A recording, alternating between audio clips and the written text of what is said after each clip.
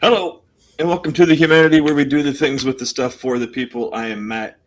And I'm Tommy. Hey, welcome back, Matt. Good to see you again. It's Yeah, been a while. good to see me. Myself. I just realized I have the wrong glasses on, and my lights are not where they usually are.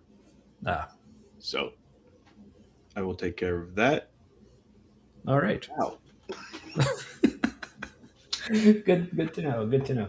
All right. Well, it looks like Matt's return was short-lived, but I'm kidding. Clearly, but yeah, it looks like Matt's getting some belated anniversary love in the chats here from Miranda. Also, hello, Miranda. And Noise Ending says, yes, hope you had a good anniversary, Matt, and hopefully you got to see the video of Kip falling asleep on stream, which, I don't know, have you been able to see that yet? No, I didn't see it yet. Well, you're in luck, because stay tuned. Um, well, you see, I was never here. Looks like apparently, Matt, you just leave for 1 week and was never here, just forgets who you even are. But it was I mean, obviously to like show like how big a part of the show Matt is. People who watched last week noticed that in his absence, in order to replace him, we needed not just an Ember, but also a Kip, a Bree, and a Jimmy. So, Wow. so I'm potent. indeed. Let's see By the what way, we got here. Oh, sorry. I'm going to be Timberland, eating other because my food just arrived. So nice. So man, Kip was more like you in more ways than one last week. Because Kip was definitely filling in the role of talking right after I hit the play button, which was good. And he was eating on stream last week too. So all right, let's see who else. all And we got right. speaking of one of Matt's replacements, Bree is here again. Hello, Bree. Good to see you as always. So Bree has some awesome cryptid stuff yes. on her channel. I've Mhm. been meaning to watch more. I've been taking part in some of the polls on what to cover next. Haven't watched what was covered or listened. I keep forgetting at work because I'm a creature of habit, and I always listen to the same things. I got to break out of that. Yeah, this is true. I mean, I've only recently started setting notifications for people's live streams. Just because I'm usually one of those people like I just hate having notifications and seeing that little red badge on my phone icons and such. But yeah. Anywho, so I guess so yeah, people are wishing you happy anniversary, Matt. So hope it was a good one. I Thank you. realize I haven't really talked to you much since then. So Yeah, it was nice and low key. It's been a little busy at work. mhm. Also, like I just got off work today. Like I got home at like 7:25. Yeah, Yeah, slower going yeah, than I expected today. I didn't get as much done, mm. Yeah. but Yeah, I certainly like in very different ways, but I can totally relate to the life just being a lot right now. But speaking of which, so well, maybe before we get into more things, let's get into what we're drinking. 'Cause I'm thirsty. okay. So, you want to go first since you missed last week? Okay. We're starting off with a triple IPA. This one's just a 12 ounce. This is from West Side Oh yeah. Brewing in Cincinnati, which I think they just. I think this is new. Mm. Either that or it's seasonal because I haven't seen it before. Um, it seems like it will be pretty good. Didn't pour it yet. Here's it pouring. It's a little clouded. Mm. That's kind of It's nice. always good. Yeah, a little Golden. cascading effect. Fancy, fancy. Hey, this reminds me of something my kid showed me. Mm. There's Hmm. this guy who's the what do they call him? He's the P Air guy on YouTube. P air. It's disturbing. It's probably not really pee, but he commits to the bit and lives in a disgusting house. I kind of wish I hadn't seen it. Oh, good. Well, thank you for sharing. But before we get to mine, things we do like seeing, Kelly is here. Also, hoping Matt had a happy anniversary. So I did, Kelly. thank It was you. nice and And low also, key. We watched How I Met Your Mother on ooh, which we used to watch when we were dating. So we awesome. started that over again. Nice. Neither one of us Really have cool. seen the last episode of the series. I kind of know what happens. My wife does not. I'm And assuming he met their mother. yeah, but there's a twist, Ah, and the fans were not happy mm, just because it was like it like total kind of changes the show.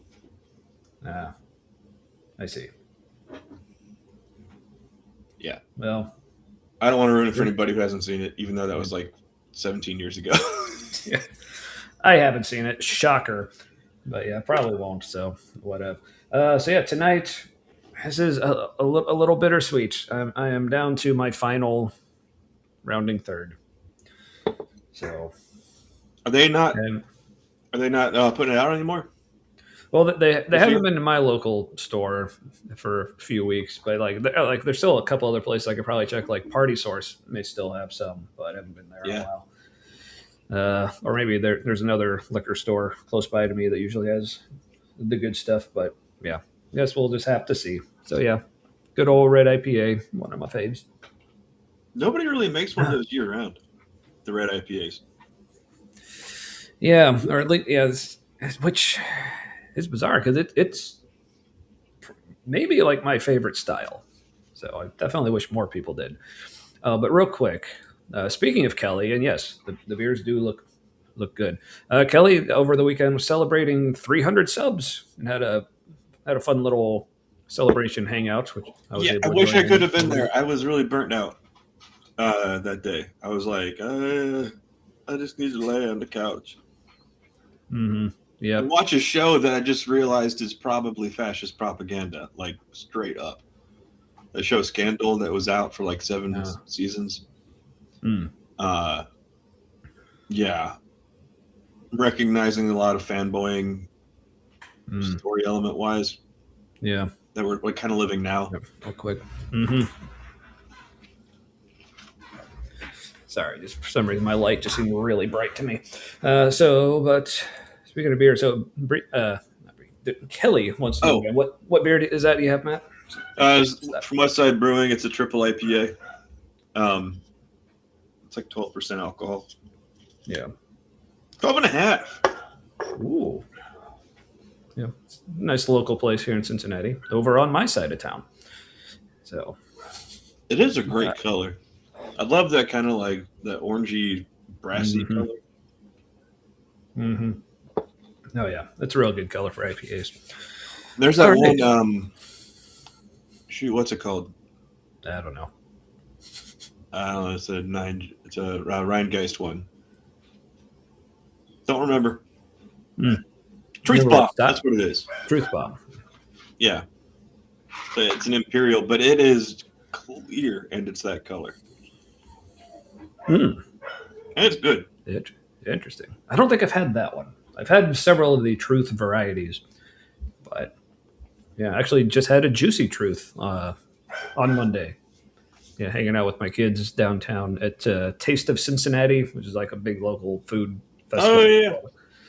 So that's something like my daughter always likes to go to. So I'm like, cool. My daughter wants to be seen with me. And what's that? Sorry, you were saying a heartfelt thing. I was just saying, anytime my teenage daughter wants to be seen in public with me, I'm all for it. And my son actually wanted to go this year too, which he usually doesn't, but yeah. Anywho. Oh, and also hello, David. And yes, do the things, and also like share if you want. If you think other people may enjoy it, because we're trying to get to 200 subs. Now, I do have like some news that may disappoint some people. So among some of the things that we're planning to do for a big like 200 sub hangout, one, the much awaited real stories from Man Camp, like that is still happening. Um, and I think another thing I mentioned was I will once again, because most of you probably weren't here the first time I did it, I will once again roast Elon Musk's Elden Ring build if that's something people are interested in. Just and also just for the whole stream, just do a big like ask us anything type of thing. So we'll be like fielding questions, just whether it's about the show, us personally, or just anything you want to ask us. That could be fun. But one of the other things we talked about doing was the glitter beards, and the more I've looked into it, and the more I'm just really, really wanting to shave this off because I've been wanting to for like a month now, and it's kind of driving me crazy now. I'm sorry if this disappoints anyone, but I will be backing out of that because I'm planning on shaving it off this weekend. But that's not saying I'll never do it. But that might be something we have to save for like a bigger milestone, like 300 or 500 or something. So if anyone was really wanting that, again, my apologies, but that just means you just got to help us get up to them bigger numbers. Um, yeah, and also because I just looked into what the whole like beard glitter thing involves, and like what it would actually be, and just for so many reasons, with just so many other things going on in my life right now, and just being overwhelmed by things, I was like, I just don't want to add that, even if it's just for an evening. I just yeah. So, but yeah, so just paint the dome with glitter instead. Like I said, I will still something. Like I said, the beard can grow back. So if we're getting close to like 300 or 500, or whatever we decide to do, if we start getting closer to that, I may like grow it back just for that. But yeah, so I guess at least for now, your head like shoe shined. So like with gleaming. like but like with the black polish still, so it looks like I just have really really short, thick black hair.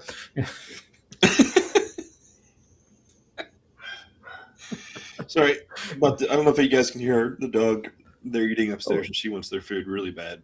She's been in her crate a little longer than usual today. Oh, okay. And like, Fox, hello. No food. Yeah. No, just bottom glitter beard. Just don't show it on camera. Yep. Interesting. Maybe once we get to 1,000 subs.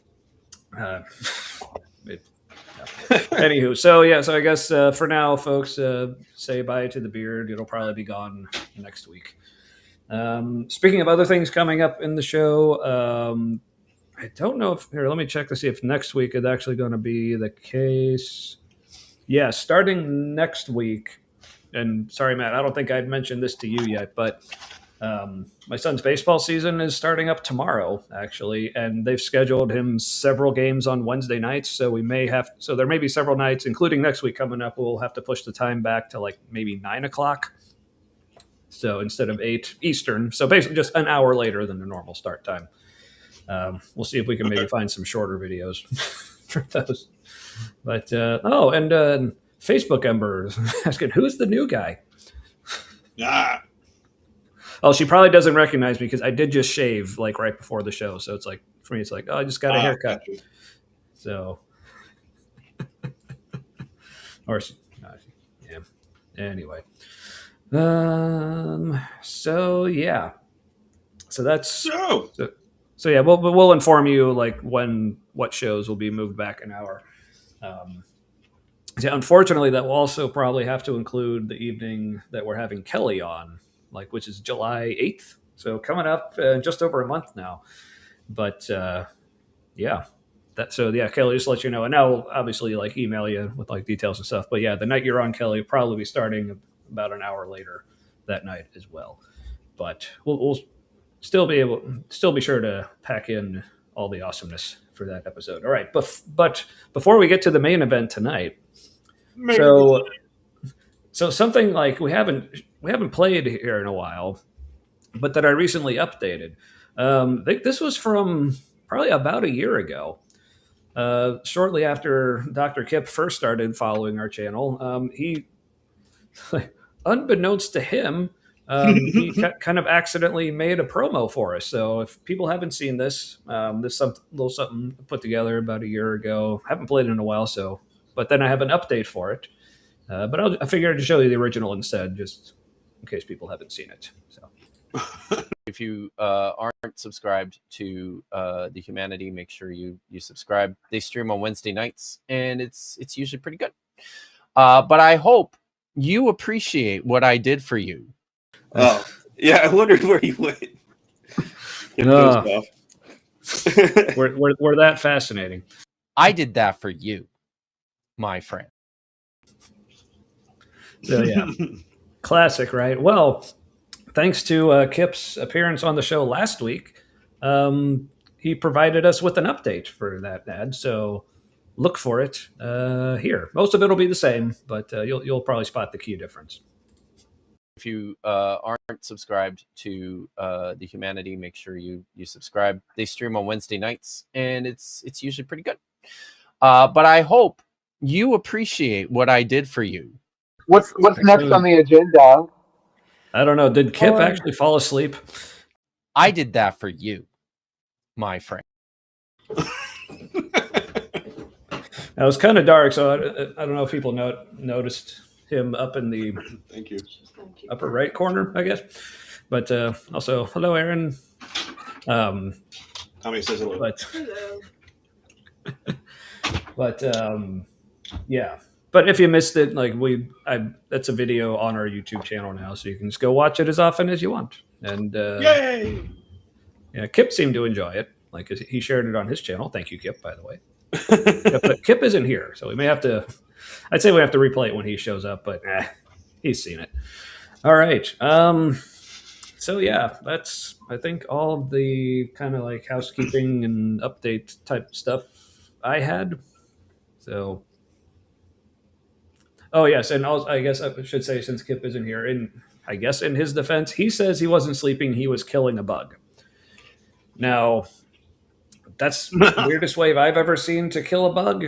I mean, unless he was doing it like with his eyelids, because I have accidentally killed a bug with my eyelids once. I do not recommend it, but yeah. Ooh. Another idea for 200 subs. Matcha put glasses on top of his glasses. Well, like here or above? Here, it won't be good. I'll damage myself. My prescription is really strong, so double the prescription. Sorry, Miss. It looks like Bree has a message for Aaron as well. But how you doing? So I guess next time you see her. Okay. All right, so tonight, once again, it is the last week of the month. So we all know what that means, unless you don't. It's Crossroads. So I had a couple ideas for this week, but one of them also involved a Kyle, but I feel like Kyle's been the subject of probably most of the Crossroads videos we've been doing so far. Yeah. So I figured we'll change it up a bit, and actually go back to the person delivering the sermon, and actually the very first like full Crossroads sermon we ever covered, like way last year sometime. This is Pastor Chuck Mingo. See him standing there in the center. Yeah, nice guy. He was usually like among like the like pastor staff there. He seemed to be like the one that most people like really like. Like a bunch of the other ones, especially Brian, shocker, kind of divisive. But it seemed like most people, everyone just really liked Chuck. But this is very Parker Lewis Can't Lose. Remember that show? No. I mean, I remember it being a show, but I never saw it. It had like 3 seasons, and it was kind of groundbreaking because it was made for a certain kind of person, and it did well, but not like well enough. But the people who it was made for, they loved it. Well, I'm happy for them that they at least had it for a little while, I suppose. But so anyway, so tonight's sermon is the Bible legit? How you know you can really trust the Bible. Huh. So should I predict and say it's going to be heavy on vibes and light on light on reasons you can really trust it? That might be one way to put it. 'Cause I also for full disclosure, I have seen this. Matt has not, so that's why he's making predictions, I guess. But I'm really thrown off by how big those lockers are and how tiny he is compared to it. yeah, it's a big screen they got there for showing things. Yeah, everyone else looks really tiny too, especially this guy. He looks like he's probably just standing way in the background, but yeah, he just looks like a child. Maybe he is small. That could be. You don't know. Yeah, this is true. All right, so there's two main points he has on this, which obviously we'll let him get to, and this is a bit of a longer one. It's I mean, obviously, it's 41 minutes, 48 seconds, but obviously at the end, they do the whole, they have to do their worship song and prayer and stuff. So that's a chunk of it. But still, most of the, I think, actual messages we've been watching from them recently have only been in the 20 to 25 minute range. But this one, almost the full thing. So I'm going to be playing it at, I think I got it at 1.5 speed. So if that's too fast for anyone, I was watching it earlier on that speed. It seemed okay to me.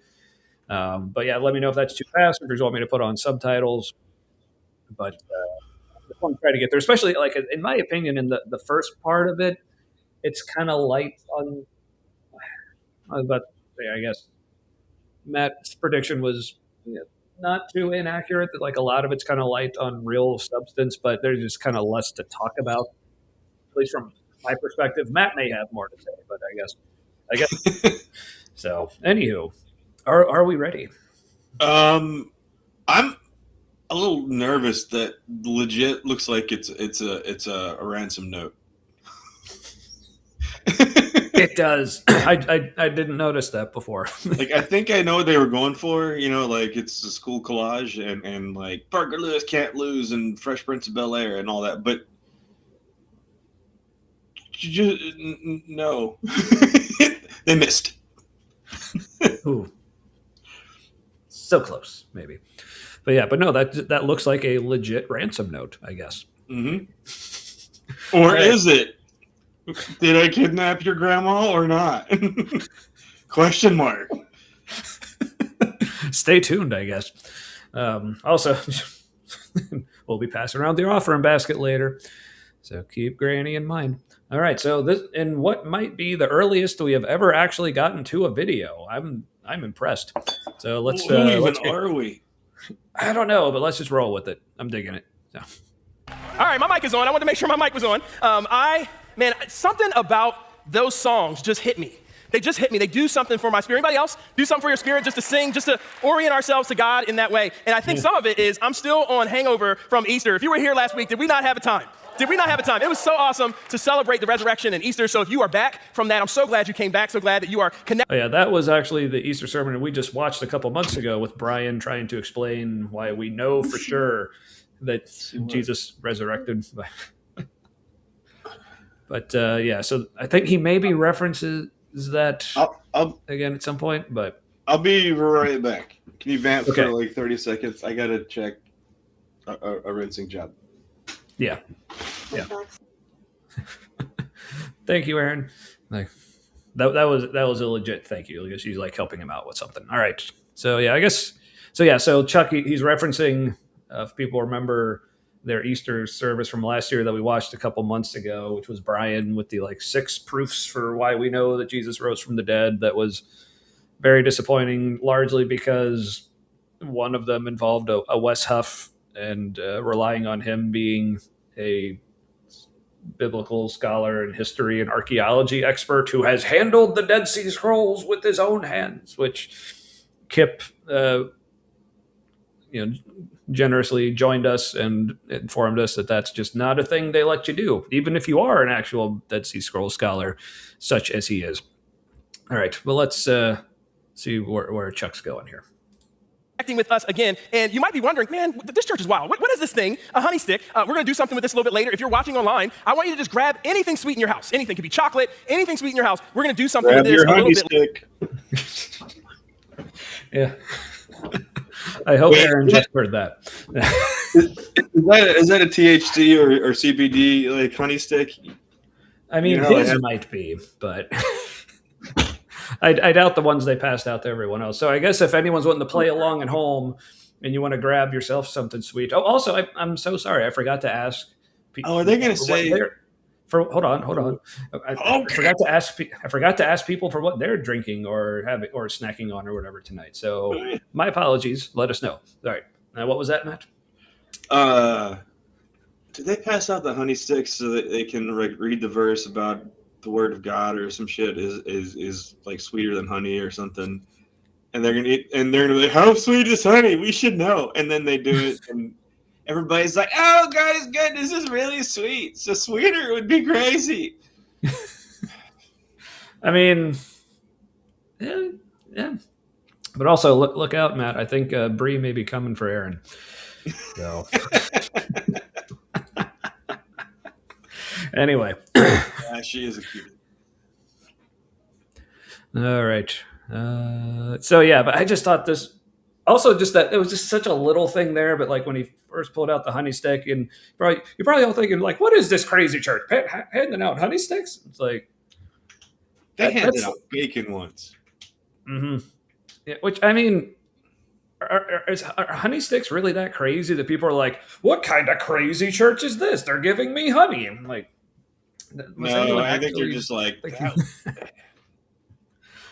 I think they just love playing up the we're a different kind of church angle, like just any time they can.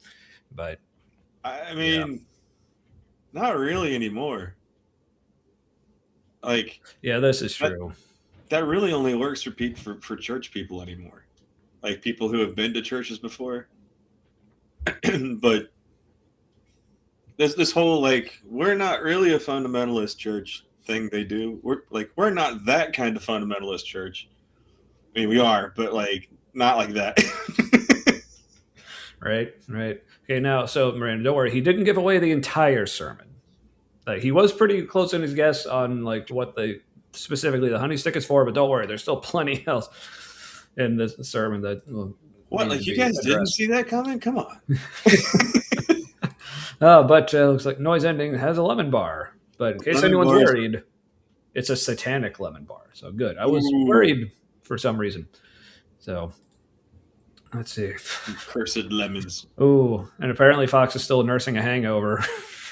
It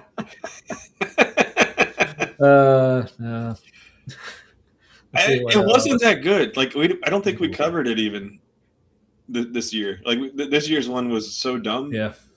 I didn't watch it, but Matt did, and he's like, "Yeah." No, I know. I didn't even watch it. I just saw like what it was the premise, and I was like, "This is cold leftovers. This is stuff that everybody does." Mm-hmm. Like we did a shorter version at Catholic Church. Yeah, spoiled sermons are the norm. They're always used way past their expiration date. I mean, this one's about a year old. I don't know what that. I mean, like several metal ages later. You know, like what even are we in? Are we in like the Silicon Age now? It went like Bronze Age, Iron Age, and then it was like steel did a whole bunch of stuff for a while, and yeah, I don't know. It's more like plastic and silicon, pretty much, or whatever it is in like 3D printers. Probably is what's coming next. But, hey, guess what? You know how they make how there's like chip processors, you know? Mm-hmm. Well, like one of the things you need to make a microprocessor and like one of those chipsets is helium is involved for some reason. And guess where we get a lot of helium? It is shipped balloons. To an area that whole place known as Hormuz. That's right. I did hear that. Yeah.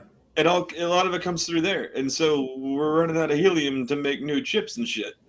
So like everything from cars to whatever, like phones are going to be delayed or really expensive. Mm-hmm. On top of everything else, like gas prices won't come down probably for a couple of years. Yeah. Yay. So, yay. for like, Yeah, because apparently Trump doesn't care about our financial hardships, which nice of him. yeah, that was awesome. Mm-hmm. Stupid old man. Just saying shit out loud now. I know. Like, part of me kind of loves it that he's just being so forthright with that. But yeah, I guess I'd be more okay with it if it was actually having an effect on his followers, but it's apparently not. So it's just annoying. So not the true believers, like the ones that are, you can tell who is in the cult because they're still sticking with him. The people who were like they didn't call themselves MAGA, but like they were on board with pretty much everything. They're leaving, but the ones who called themselves, by his cult name, yeah, they're still hanging around. A lot of sunk cost fallacies going on. Unfortunately. All right, let's let Chuck continue though. Later, because we're kicking off a new series. As you can see, we got new graphics, new series called Legit. And what we're doing in the series is asking the question, is it legit? Last week, Ryan gave a powerful message about why you can believe in the historicity of the resurrection. What did he say? That Jesus literally, physically, not metaphorically, rose from the dead. And if you didn't get a chance to check that out, man, that's legit. And that's what we're talking about in this series. So we're gonna look at a couple things. Yeah, so if anyone missed that, go back and watch our episode from a couple months ago where we talked about it. Much more entertaining that way, I promise you. And informative. I was just distracted by the color of his shirt. Like that's a uniform color. Like he's gonna park my car now or something. Huh.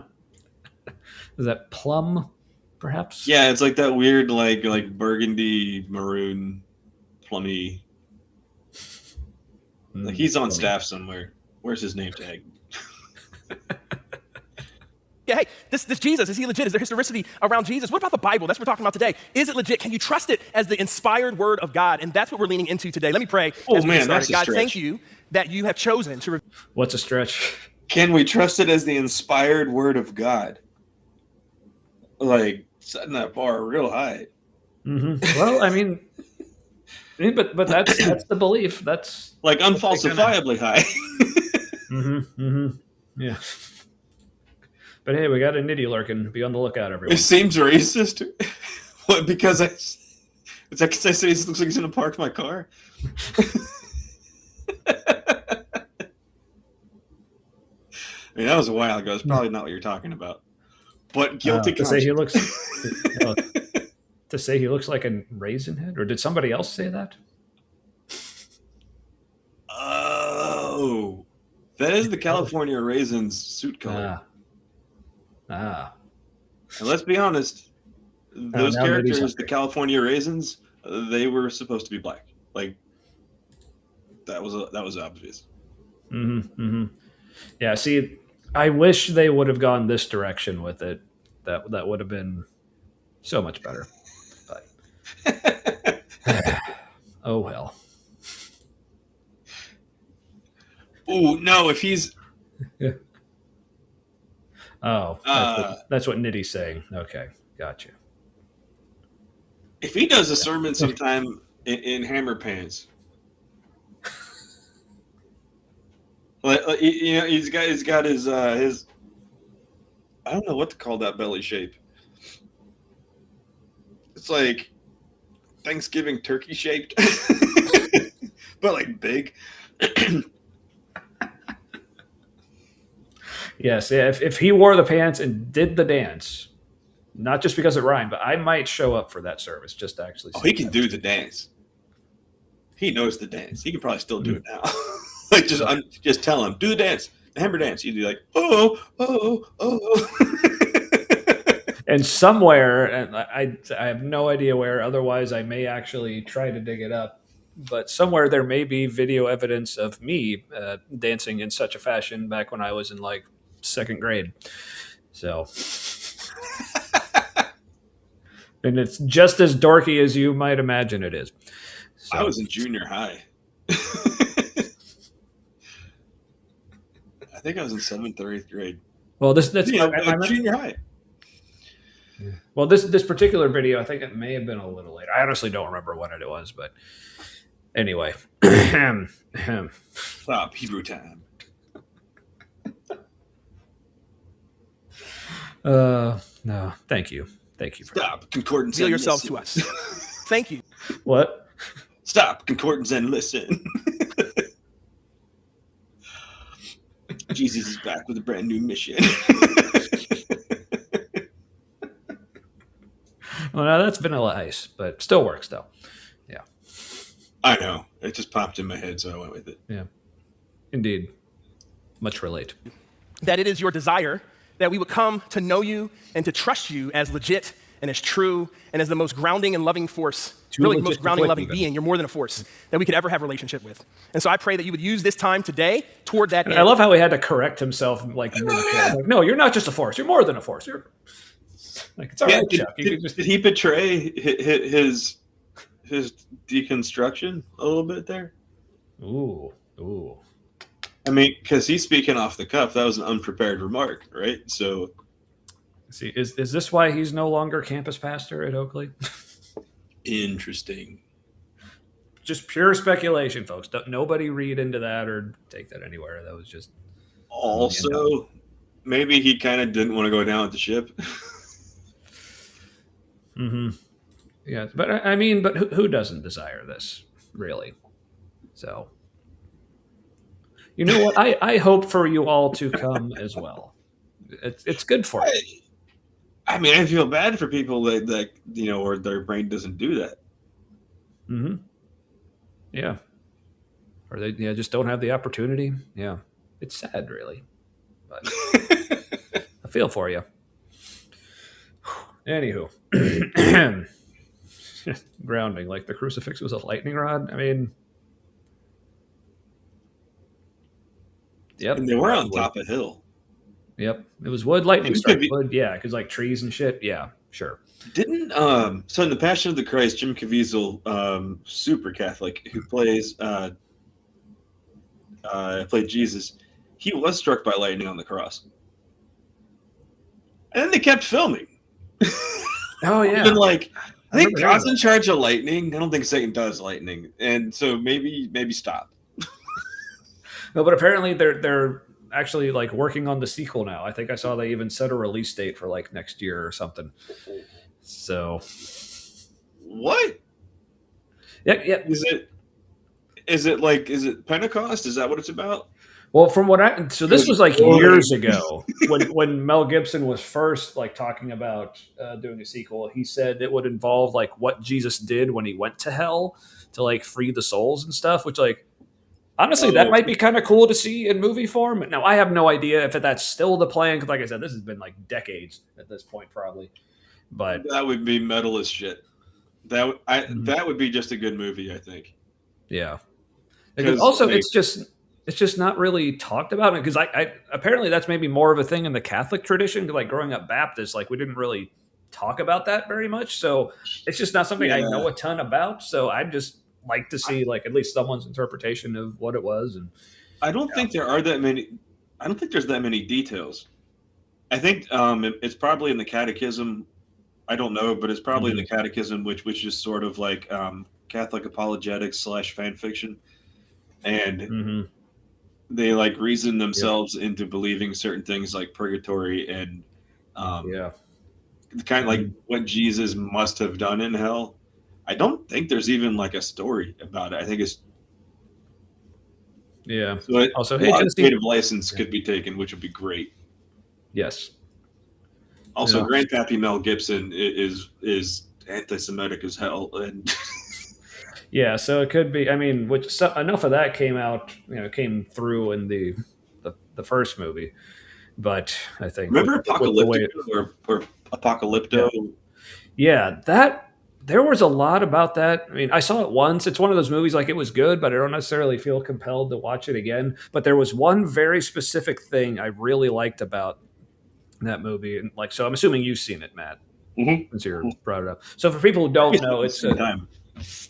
Yeah. So for people who haven't seen it, it was a movie I think about like the Aztecs or Mayans, one of the Central American empires or whatever. So, but the main character is actually just like from some smaller tribe who ends up being captured by the Aztecs or whoever it was, and being taken to the like the place with all the temples where they're like ripping all the people's hearts out to try to bring the sun back and like had. And so the one scene I thought, I mean, the whole movie it was well made, but the one scene in particular I thought was great was when him and the rest of the people from his tribe who were captured are first being brought into the city. Because like usually in movies like this, you would at least get some sort of like wide establishing shot where you'd see like all the pyramids and like But like no, everything was pretty much like not necessarily like a full on POV, but like down on the ground with them. So they're just like they're entering this scene like with no build up, no setup, no explanation. Just there's this. So you're basically experiencing like you would if you were really one of these people seeing this for the first time. Like it's from their view, just looking up at like giant pyramids with like heads rolling down. Like there's like people in chaos, like I think they very much captured that feeling of what the fuck is this? So yeah, it was a very claustrophobic shot. There was also a remember that foot chase scene through the jungle? Yeah, that was good too. That was I don't know how they even shot that because the camera was following after him. And it looked like it was, those like steady cams that are on the wheeled carts and stuff. Mm-hmm. It looked like it was that kind of thing chasing him through the jungle, but it was before drones. So I don't know how they did it. I don't know if they had like a zip line you couldn't see and the camera was on that. That could be. Yeah, this was like way before like drones and stuff were really being used for that. So yeah. But real quick, Bree, if you send me a song, I'd be able to lay down some percussion. Possibly. I mean, I'd probably have to look up how to do that, but I could probably figure it out. So, yeah, because I haven't, like I said, I have an electric set here at home. For people who may have seen, like on my personal YouTube page, I put up some videos of me just playing along with different songs.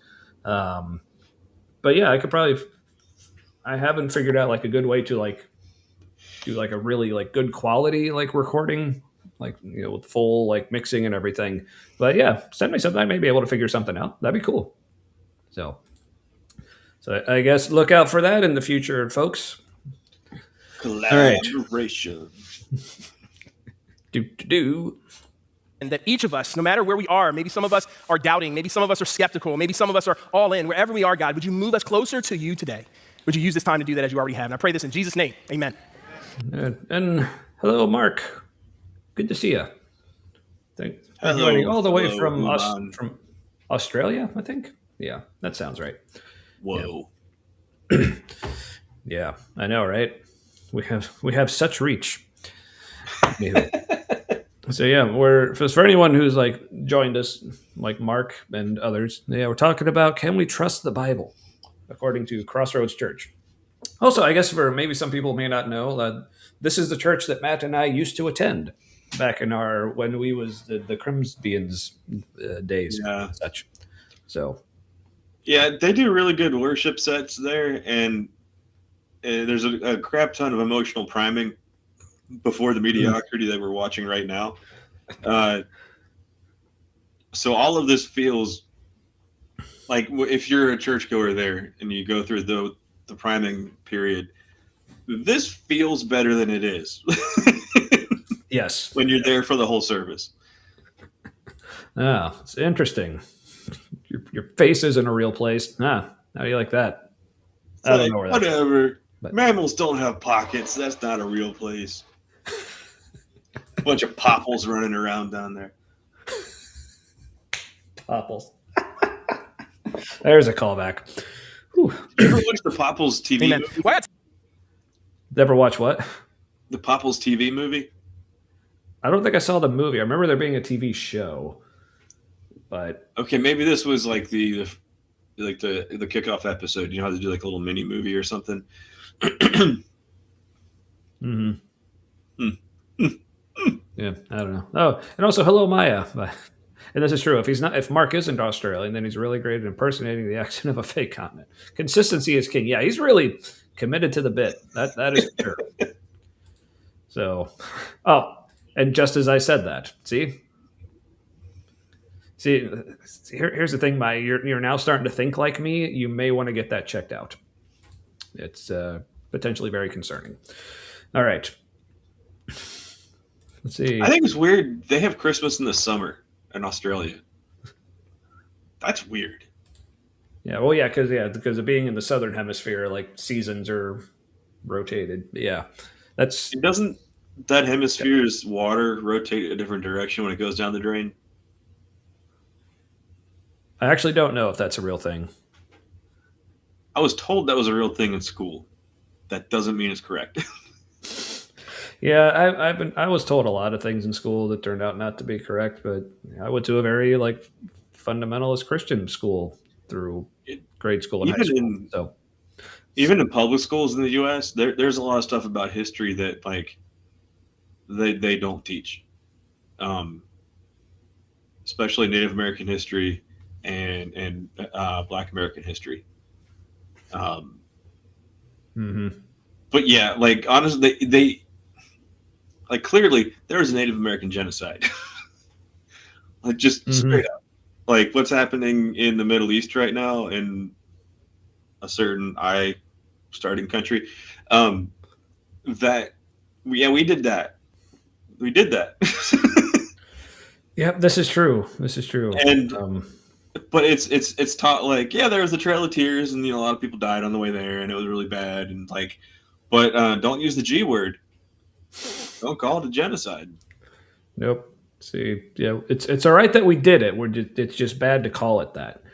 Oh yeah, sorry, I should have commented on the air. I'll do better next time. Also, hello Tori, and thank you for shutting it behind you. But I'm wondering, like, maybe like is having the gate a good idea? Maybe that's why we're having so much trouble getting to 200 subs. But What? speaking of subs, I'm seeing in the chat one of the OGs, like maybe the first person who ever subscribed to us on YouTube who didn't already know us, Susan. Hello. Yeah, been a while. I guess I've been seeing you on Dr. Ben's streams here and there, but yeah, good to see you here. Awesome. Yeah, they transpose all their numbers in Australia, which makes counting very difficult. I can imagine. So, Do they do their dates the condolences. European way? Yeah. Like the way that makes sense? We do it weird. Like they do it from like more precise to less precise. You know, Yeah, we yeah. jump around. yeah. I don't know. So apparently, people keep commenting while I'm trying to click on things.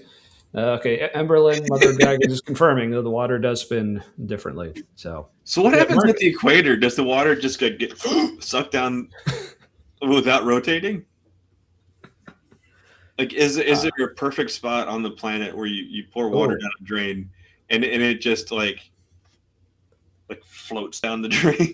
But then does that mean that? But then does that mean like at the North and South poles, the water just keeps spinning and never goes down the drain? Maybe it just goes glug glug glug. That's not as fun. Anyway, Hey, something I found out. This is up Breeze Alley. ooh, There's certain like I think it's ultrasonic frequencies, like sounds beyond human hearing, maybe even beyond like most animals' hearing. It causes people to hallucinate or see specific things that aren't there. Like you can actually like make people see ghosts by hitting them with frequencies that they can't hear but affect like the chemicals in their brain. And you can like make people more violent. You can make them hopeless. Like they may have used that on Iraqi soldiers. Remember how like a lot of them surrendered? Just there was a tower in I think Saudi Arabia that was broadcasting particular frequency in that direction, and yeah. So I wonder if sometimes some of that cryptid stuff people see is the Earth is making a particular like weird sound we can't hear in that area, and it causes people to hallucinate a similar thing because their brains are tweaked in a certain direction. yeah, interesting. Could be something to look into. And maybe they're not hallucinating it. Maybe they're seeing something that's really there, and that frequency is like tuning in their brain to a particular. Or maybe that frequency is keeping the rest of us from seeing it. But some people can just like see it anyway because they're like special. Yeah. That could be. All right. Oh, something to think about. The truth is out there. It's got to play the right weird noises, and then you can see it or something. Tell you, I had a highlight happen to me just a couple of days ago, and I just got to give a shout out to our student ministry, to our high school and middle school, and all the amazing things that are happening at all our sites. I was in Mason, and I got to spend time with the coolest group of high schoolers that I've been around in a while. It was so awesome. So if you're a Mason influencer and I got to spend time with you, I'm talking to you. I'm so. Also, like Mason is a Cincinnati suburb. It's like where one of the other locations. They have a bunch of locations now. I think. Do they still have the like Kentucky Dingleberry ones? The ones just hanging on way down south, or did they leave? I honestly don't know, but I want to say they recently announced something about like Detroit, maybe like some other like big city that's just like not in the area that they're in now for some reason. Yeah, like another franchise opening up. Yeah, pretty much. And also like the way they move pastors around different locations and kind of treat it like promotions, going from like one location to another. And like, yeah, like cause they'll hire a pastor to work at one location. They're like, oh, I'm so excited to work over here, like with the people on the west side, because I'm so invested in this community. Like I grew up here and I just love the people here. Oh, you're moving me to Oakley? Okay. Oh, I just love the Oakley community so much. This is such a great place here. I just so happy. Yeah. Like the east side location had, which is like the edge of rural Cincinnati. They had a guy who grew up in that area, and like everybody loved him there, and it was a good fit. And then I guess it wasn't. I don't know. They just move people around sometimes for no good reason. And then they put Brian Tome's daughter out in charge of that location, and she is not from that part of Cincinnati. She is every bit like upper class white area, central Cincinnati, which is where she grew up. Yeah. So it was just weird. Everybody there was like, "This isn't our people." No, apparently there's a couple up there now. Damn. Well, sorry, Kelly, that our city has exported such things to your lovely community up there. Yeah. Now, for different reasons, I'm assuming this is for different reasons than why like the Catholic priests get moved around. Like, but no, yeah, they're always trying to optimize, and they're always doing too much. My wife used to work there. They're like, here's a problem that doesn't need fixing that we just created. Like, okay, so Kelly, this may be a different Crossroads because this church Crossroads, if they moved up to Detroit, it was only like within the past year. So, yeah, but I guess there's a lot of churches called Crossroads. So, yeah, because of course there are. Anywho, but back to speaking of Crossroads, Chuck. Grateful for the time we got to spend together. It was really, really awesome. And what we did is we just got together and dug deep into the Bible.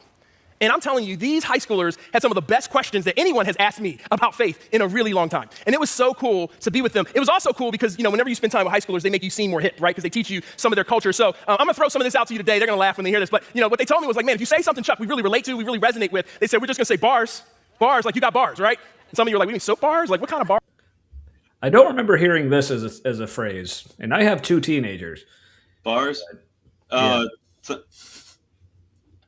Yeah, it seems like it's more because the rap reference, like bars, like it's like the poetry lines in rap. Okay, gotcha. Like spitting bars or something. Yeah. Yeah. So he just sounds real old, though. Yeah, this is true. Yeah, because from my kids, like I have heard phrases like "no cap," or the 6'7" thing, obviously, which is something my kids just will not let up with, which is anywho. So, but let's hear how Chuck's relating to the kids these days. So, Bars, are you talking about bars? But if you know, you know, right? Or ice in the veins, like ice in the veins. So I'm just gonna tell you, I grew up in the black church. So if you wanna give me some call and response today, if I say something that really resonates, you can just throw out bars. You can just say, Chuck, that was bars. I'm with that. I'm with that. I'll take that. Or you can just literally, you can say, That is A room full of boomers. Bars. yes, asking a room full of mostly white boomers to emulate teenagers and the black church experience, which I mean, this is something that like Chuck would do a lot that I actually did think was kind of cool. Like even without the whole like bars or ice in the veins, whatever specific things he's doing here, but he did often encourage people like while he was preaching, if they just wanted to shout out like an amen or hallelujah or whatever during his sermon, like, okay, that's cool. Cause making people, if that's their thing, feel comfortable doing that, which, that's cool. But yeah, now he's making it more hip, I guess. So. up and be like ice in the veins, bro. Ice in the veins. Like, I just want to give you freedom wherever you are. If you're at home, you're another site. I just want to give you freedom to do that today. But here's what was so powerful about that time with those students for me. I remember when I was in high school, how important it was that I came to my own conclusion that I could trust the Bible, that I actually could find truth there. And I just think about this generation. Think about it. In some ways, these high schoolers, they're the smartest generation ever. They have all of this access to information, and yet, even though it's the smartest generation ever, they are asking about these timeless truths. Friends, how is it that we can live in a world with so much information and yet the truth seems so hard to find? Wait a minute,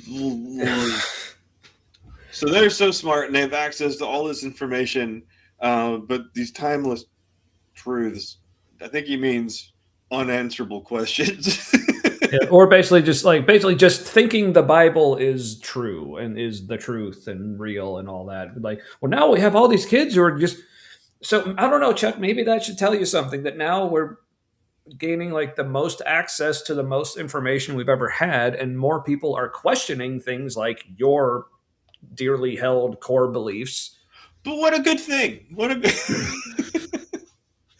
thing that they're asking the same questions that have been around, since the beginning that don't have answers. Mm-hmm. I'm so glad they're discovering what's wrong with all this. Oh, yes, but report back, noise ending. Let us know how this goes. Also, let us, if you're fine, like at least roughly, how old is your dad? Like that may enhance the experience of hearing his reaction. So yeah, and there is this as well. Yeah, I wish having more access to information maybe it makes some people smarter. Like if you know what you're doing, you know what information to access and how to spot not good information, then it can be helpful. But yeah, on the aggregate, I'm not sure if it's been quite a net benefit or not. Yeah, it lets some people stay pigeonholed in their own reality, but then and then there's young people that they watch a lot of different things online, especially a lot of like video reaction channels where it's people reacting to people who are very different than them, and you can kind of see that like reality looks really different depending on who you are. Then that results in the people like I think at your daughter's school, the kids who are believers wanted to talk to you because you're an atheist, not because they wanted to change you, but because they're like, that's interesting. Yeah. And then there's kids who are like, you know what we should do when everybody is different than us? We should probably kill them. Yeah, fortunately, like I said, my kids, they do go to a Catholic school, but it's Franciscan, which, as far as Catholicism goes, a little more on the progressive end, I guess. But yeah, like, it's at least in like the kids in her friend group, they are very, seem to be pretty cool with it. And apparently there actually is a kid in her friend group who also is atheist. So that's cool. But anywho. And that's why I think this question about can you trust the Bible, is the Bible legit, is really, really important. We're going to look at words today that were written by the Apostle Paul, and he wrote letters to early churches, but this one that we're looking at today is a personal letter that he wrote to a mentee of his named Timothy. And Paul kind of had a father-son relationship with Timothy. I also just note when I watched this earlier, I have to point out the irony of, in the context of discussing why the Bible is so true and so legit, for reference, they're starting with a letter attributed to Paul that Paul probably didn't actually write. And that's where they're starting to establish the legitness of the Bible. So Yeah, I just thought that somebody was not even, and not everyone at the time agreed that Paul was a good representation of what Christianity was supposed to be. Yeah, so and people may remember this is kind of a pattern with Crossroads. Is like they sometimes like when they don't have to, they'll just use scripture verses that not only don't necessarily make the point they're wanting it to make, but sometimes make the opposite point, which I don't remember what exactly it was, but I do remember this coming up later in a big way as well. So again, sorry, since this is a live service and not one of the pre-recorded videos, we are missing out on the peck shots in this particular video, but I don't know, I feel like we need to come up with a name for these like scripture references they use that do the opposite. Because if you remember, like this phrase, I can't remember who came up with it. I want to say it was maybe Stephen Woodford, but specifically in the context of like creationists or other apologists trying to cite a source that they think supports their idea, but if you actually read it, it makes the opposite point. They call it the Trojan source. Have you heard that before? No, that's good though. But so I feel like this is similar, but maybe like different enough that we maybe need to come up with another name for it. So if anyone has any ideas, let me know in the chat, or obviously Matt, if you come up with something. It's not catchy, but it's like reverse Aikido, where you use your own momentum against yourself. But reverse Aikido, I do like that. So that'll be the working title for now. Again, unless someone else can come up with something different, or obviously Matt, if you have other ideas, that's fine too. But yeah, reverse Aikido. That's good. Reverse Non sequitur. Non sequitur. I think like scripture. Oh. I think that's where you're going with that, David. No, I like it. I like it. Keep them coming. All right. It's like they're in your atheist coming out when they do that. Mm-hmm. Yeah, or again, like we know, like their sermons are actually written by committee, which again, that's kind of cool because okay, your church isn't just like the messages and thoughts from one person. Like it's a group of people that they all like put a lot of effort into crafting it. Now, still churn out some pretty shit messages, obviously, but I'm wondering if there maybe are some people on that team who themselves maybe they are like seriously doubting, kind of like what we were saying, like with in some of the other videos, maybe some people on the editing or production team who are like making some of the, especially like the music choices or graphic choice, or whatever. Maybe there's somebody who is actually like picking out the scriptures who inadvertently or not is just their brain is just making them pick these kind of verses that do the reverse Aikido thing. So. They're like collectively atheist. They all get together and they come up with like self-defeating. But you know what it also could be is there. So when I was deconstructing, it didn't really like the early part of it when I didn't really know what was going on, and I was still volunteering with that prayer group at the band camp thing. And I was saying things that were coming from a place of deconstruction, and people were saying that it was bringing them closer to God or whatever. And I was like, okay, but this doesn't feel great, so look out. Yeah, and I actually still get remarks from people who are still currently Christian. Like when I'll post about stuff like on Facebook or whatever, like being like very critical of Christianity and the Bible and just theism in general. And they'll tell me how much they appreciate my points of view. And they'll say, in some cases, like the things you point out, like it actually helps to like strengthen my faith. And like, so part of me is saying, oh, I appreciate that, you know, you're still able to find something meaningful. But there's also the part of me is like, okay, if the things that I'm saying are helping you, a Christian, strengthen your faith, like one of us is doing something wrong, like horribly wrong. Yeah, it's like, don't look now, but I think you're on your way out. Yeah. The committee selection for the teachings kind of feels like they're all on their way out and they just don't know. Yeah, and good for them, I guess. May they find out soon. But anywho. And what he wants Timothy to understand is what I think we need to understand, which is that the truth of God's word, you can build your life on it. It's legit. You can anchor yourself to it. And Paul says that's important because of the challenges that were facing Timothy in his time. And I think those same challenges are facing us in our time. This is what it says in 2 Timothy 3, starting. He just made an assertion. And he's like, and here's why it's important that that's true. It's like, you didn't do anything to show it's true. You just, Nope. Here's why it's important. We believe it's true. Pretty much.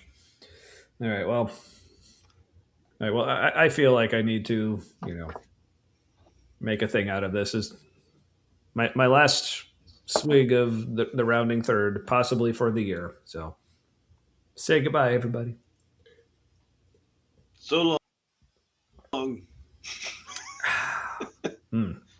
So damn good. I wish I didn't see text from work on the screen while I'm not doing work things.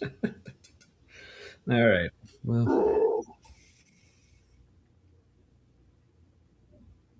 Hovind should have his own fallacy. What kind is it? ooh. It's got to be a specific. You know what? It is kind of. I think his would be a version of argument from incredulity, but like, it's more like. It's like aggressive ignorance, but not aggressive. It's argument from sinister ignorance. Sinister ignorance. Signorance? Signorance? Signorance. Something like that. Yeah, also, in case anyone was wondering, I'm moving. This is one of my non-alcoholics again, the Go Brewing Disarm Hazy IPA. I think this is becoming maybe my favorite non-alcoholic beer right now. But yeah, it's so good. Like usually like the last couple sips like have a good amount of residue. So it's almost like I just like accidentally like imbibed like the bottom like dust from a hops bag or something. But that kind of makes me cough a little bit even sometimes, but in the best way. So I was never here. In response to something Jessica said earlier, Jesse Riverbank. Yeah. Now I'm curious if Christian denominations that are more ritualistic have a sizable atheist population. Probably. Like Eastern Orthodox and Catholic. I think it would be pretty easy to adapt the reasons why that ritual is happening to something that's more atheistic for you, Yeah, that would make sense. But also we got and the homily is only like 5 minutes long, which is the sermon part of a Catholic church. Yeah.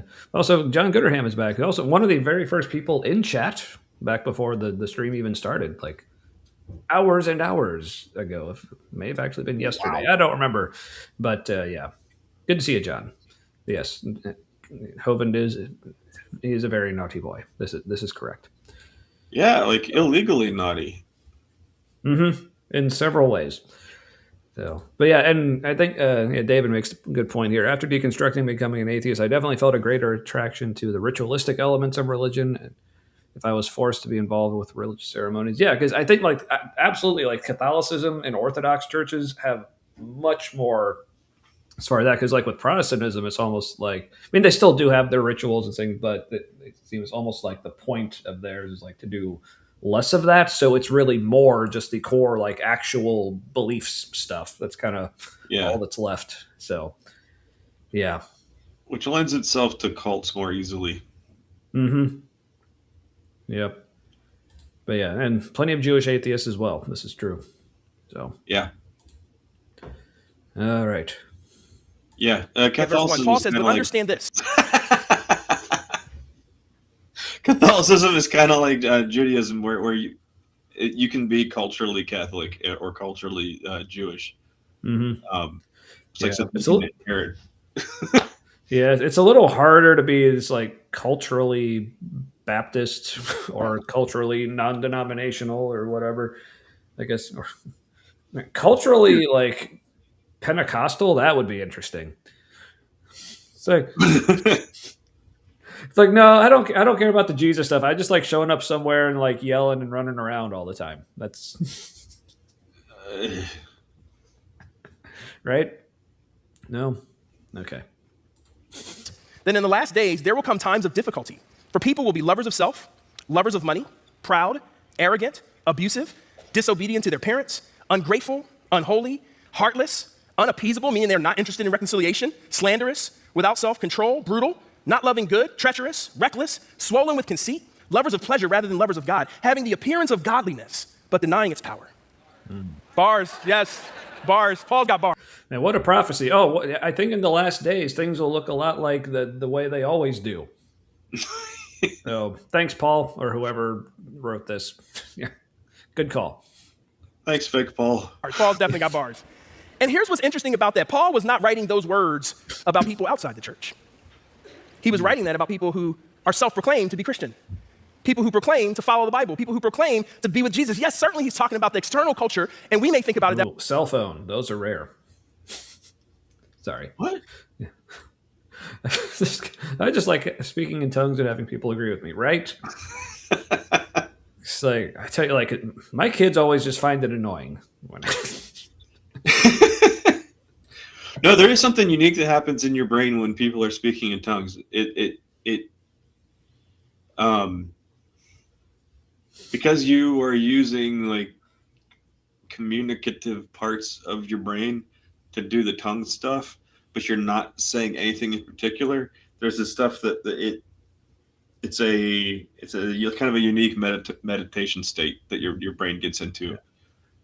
Yeah. Now, something I've wondered like recently about the whole speaking in tongues thing. Have any linguists ever actually tried to study like the words that people are saying and try to actually put together some sort of structure? Because the thing is, they're supposed to be actually speaking a real language, right? Yeah, they're not. So if that's so, but that's the claim. So you would think if that were true, then someone should be able to study the things that they're saying and actually put together like translations and stuff. But yeah, It's more no, there's not. I've seen a couple people talk about that. There's not enough there for it to be a language. It's not a known language, and there's not enough there for it to be an actual language because it's more like certain kinds of a limited number of syllable sounds are repeated, and it's gibberish. It couldn't even be a language we don't understand because it doesn't have that kind of framework. Mm-hmm. Yeah, weird that. way, but he was also talking about the challenge of being a Christian and anchoring yourself and living into the truth. And Paul was laying out some crises, and I think these are real crises that we still face today. I think the reason this question, is the Bible legit, is so important is because there's a crisis of credibility in our culture. There's a crisis of what can you trust? Who can you trust when it comes to what is true? There's a crisis of credibility. And because perhaps there's a crisis of credibility, and we look at outside sources and say, I don't know if I trust that, I don't know if I trust that, I don't know if I trust that, there's a crisis of self-worship where we actually think, well, you know what? My truth must be the right truth. Hold on, what? Yeah. Yeah, I want to, let's see if my computer will let me. That's like a step 3 underpants situation. Yeah. No, step 3 profit. Yeah. First step was underpants. Yeah, this seems like they're basically just, there's several things that he wanted to say that were kind of related. That like, you need to say stuff like this in your sermon talking about the world these days. So they just kind of crammed it all together. Let's see if I back this up enough. But those are several non-connected thoughts. Yeah, but let's hear this one more time, and I'll even slow it down a little bit. Slow it way down. Now we're only at 1.25. But Is because there's a crisis of credibility in our culture. There's a crisis of what can you trust? Who can you trust when it comes to what is true? There's a crisis of credibility. And because perhaps there's a crisis of credibility, and we look at outside sources and say, I don't know if I trust that, I don't know if I trust that, I don't know if I trust that, there's a crisis of self-worship where we... No, you should say, I don't know if I trust that. That's... You should question what's worth trusting. That's just good people stuff. So skepticism, is that a Christ? This would be a Christus or a crisisist. Crisisist. I don't know. If someone has a crisisist, they might want to get that looked at. Could be cancerous. But It's like a tumor that there's like a Jesus butterfly in, like a chrysalis, you know. or one of those. I think this was what one of the things Ember was talking about last week on this show because we were. Oh yeah, this is one of the other things you missed from last week, Matt. I gave everyone a tour of my cardiac MRIs that showed the tumor in my heart from like 5 years ago because they seem interested. And something else I wanted to make a clip of was because like Kip just wondering now, were they sure it wasn't a golf ball or maybe a plum? I'm like, Your tumor? yeah.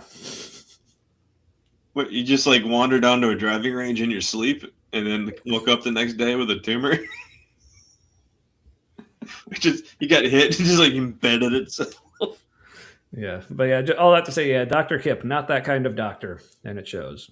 Oh yes, and Miranda remembers because I also that was part of it was me giving the backstory to why I personally use the black heart emoji on like the socials and such all the time because my heart had melanoma in it, and melanoma is typically dark, so I may have had at least a slightly blackened heart. And there was that song I talked about that came out around that time that had the line in the chorus about a blackened heart, and it was still one of my favorite songs. Of the Abyss by Lorna Shore, if anyone is curious. So, anywho. Yeah. So, yeah. Oh, yeah. But Ember was talking about those kinds of cysts or tumors or whatever. But, like, when you open it up, it's actually, like, different types of, like, tissue and, like, teeth and eyeballs and stuff in there. I forget what they're called. But that's what made me. I thought of that when you saw, oh, well, so you open it up and it's, like, Jesus teeth and eyes or whatever. That's like an owl pellet tumor. Where you open it up and there's like a mouse skull in there. You know what an owl pellet is? Yeah. Oh yeah, we dissected those in like 6th or 7th grade, I think. Yeah. How That do they was get fun. so I enjoyed like opening it up and trying to find bones. Like I found I found almost a complete mouse skeleton. It was really cool. Teratoma. Thank you, Ember. So teratoma? That's a good. Yeah, if your tumor has teeth in it, it's a teratoma. yeah, yeah. Now, if there is not a death metal band out there called Teratoma, I am going to be very disappointed. Wait, so what kind of metal would it be? I would say that would probably have to be like more like grindcore, you know, something like like Carcass or Napalm Death, like that kind of thing. Yeah. Though I could also see something going more on like the like progressive end, like the band Death, or maybe even Archspire, something like that, like more technical. It's Oh yeah, that could work. yeah, yeah. Wide array of possibilities there is what I'm saying. Like the wide array of things you can find inside of it. So Actually think, well, you know what? My truth must be the right truth. And you can have your truth, and I can have my truth, but my truth is my truth. And it's a crisis where we think actually we have the ability. Oh yeah, so back to Chuck's whole like, so how do we get from? Because I think he's referencing back to the whole like how the kids these days have access to more information, but now they're like questioning these time-honored truths more. So how does that he go from that to like, oh, we have this crisis of truth. Oh, so this means people are just worshiping themselves because everything, oh, it's just my truth. It's like I kind of feel like that. Do you think that's just them? They're uncomfortable with what's happening. It's kind of like society in general is deconstructing, just from a lot of things at once. And I think that makes Christians really uncomfortable. It's because they're like, it's not just faith anymore. It's like, is money even good at all? And like, oh yeah, it's good and like ever. Yeah, because I think. Hold on. I think they're. Are they just trying to relate it to something that's familiar so they can stop being afraid of it? Could be. And they're like, here's the thing that it kind of fits. This will work for now. And it doesn't really fit. And it's not working. Yeah. Yeah. And there's this, because yes, you do hear people say things like, well, this is my truth or like your truth or whatever. But first of all, like, I don't think people say it nearly as often as a lot of like evangelicals and apologists claim that people say it. But even when they do, I don't think it's for the same reasons that Chuck is saying here. No, I think it's people. even if they say it's like their truth or whatever, they're just what they mean. This is my experience. This is how I experienced that thing that happened. And Christians love to reframe other people's experiences as something the Christian understands. And something they can use. So if you're just saying, well, this was my experience, they're like, well, you can't. Now they've planted a flag, and the Christian has a hard time working with that. Yeah, because it's not like we're seeing, again, yes, some people do go to this extreme, but it's not like we're seeing just like a widespread like denial of reality of any kind that seems to be kind of ways like, no, it's just my truth. There is no ultimate reality. It's just like, I mean, yeah, kind of in a sense, because what we thought we knew was ultimate reality is just our experience. But so there's that level of it. So yes, like my experience is different than your experience, but we still are experiencing something that is actually real, that's out there somewhere. You know, it's being represented by what we're experiencing. But yeah, that's not. Yeah, this is not the context that people are using that in, or like not the way that Chuck is trying to make it sound like what's going on. But it sounds good for a sermon. So a combination of slippery slope and straw man, where the slippery straw man, where they take it to it's like slippery slope, worst case scenario, and then pretend that's what's really happening, and that's the straw man. But it's not. It's like worst case scenario if there is no stopping point and it just unravels forever. But you know what? The truth is, all we have are subjective experiences. There is no objective truth. Like even scientific stuff we understand, that's just as far as we understand it. And again, that is all based on people's subjective experiences of the things being measured or observed or whatever. Which is still like I said, it's not that we're denying that there is something real out there, because, you know, they're able to still use their measurements and observations to make predictions, and they're like confirmed in different ways. But yeah, that's one of the great things like science has been like showing us especially over the past like several decades or 100 years or so. It's like, yeah, the more we understand, the more we're realizing how much we just did not actually understand about the nature of reality, which is kind of cool, because that means there's just so much more to learn now. So, yeah, I think it's about. Yeah, I was thinking slippery man as well, but yeah, yes, it does sound like a Batman villain. All right, to be the adjudicators of truth, and because of that crisis, there's an even deeper crisis, which is a crisis of self-deception. Paul says people will be swollen with conceit. Another literal translation of that is people will be insanely arrogant, and I think those are real crises that we face. Oh, someone yelling bars there in the audience. Yeah, so this is something that always got me, even growing up. Like, swollen with conceit. What's that? Is that what he said? Swollen with conceit. Mm-hmm. It's like a conceit boner.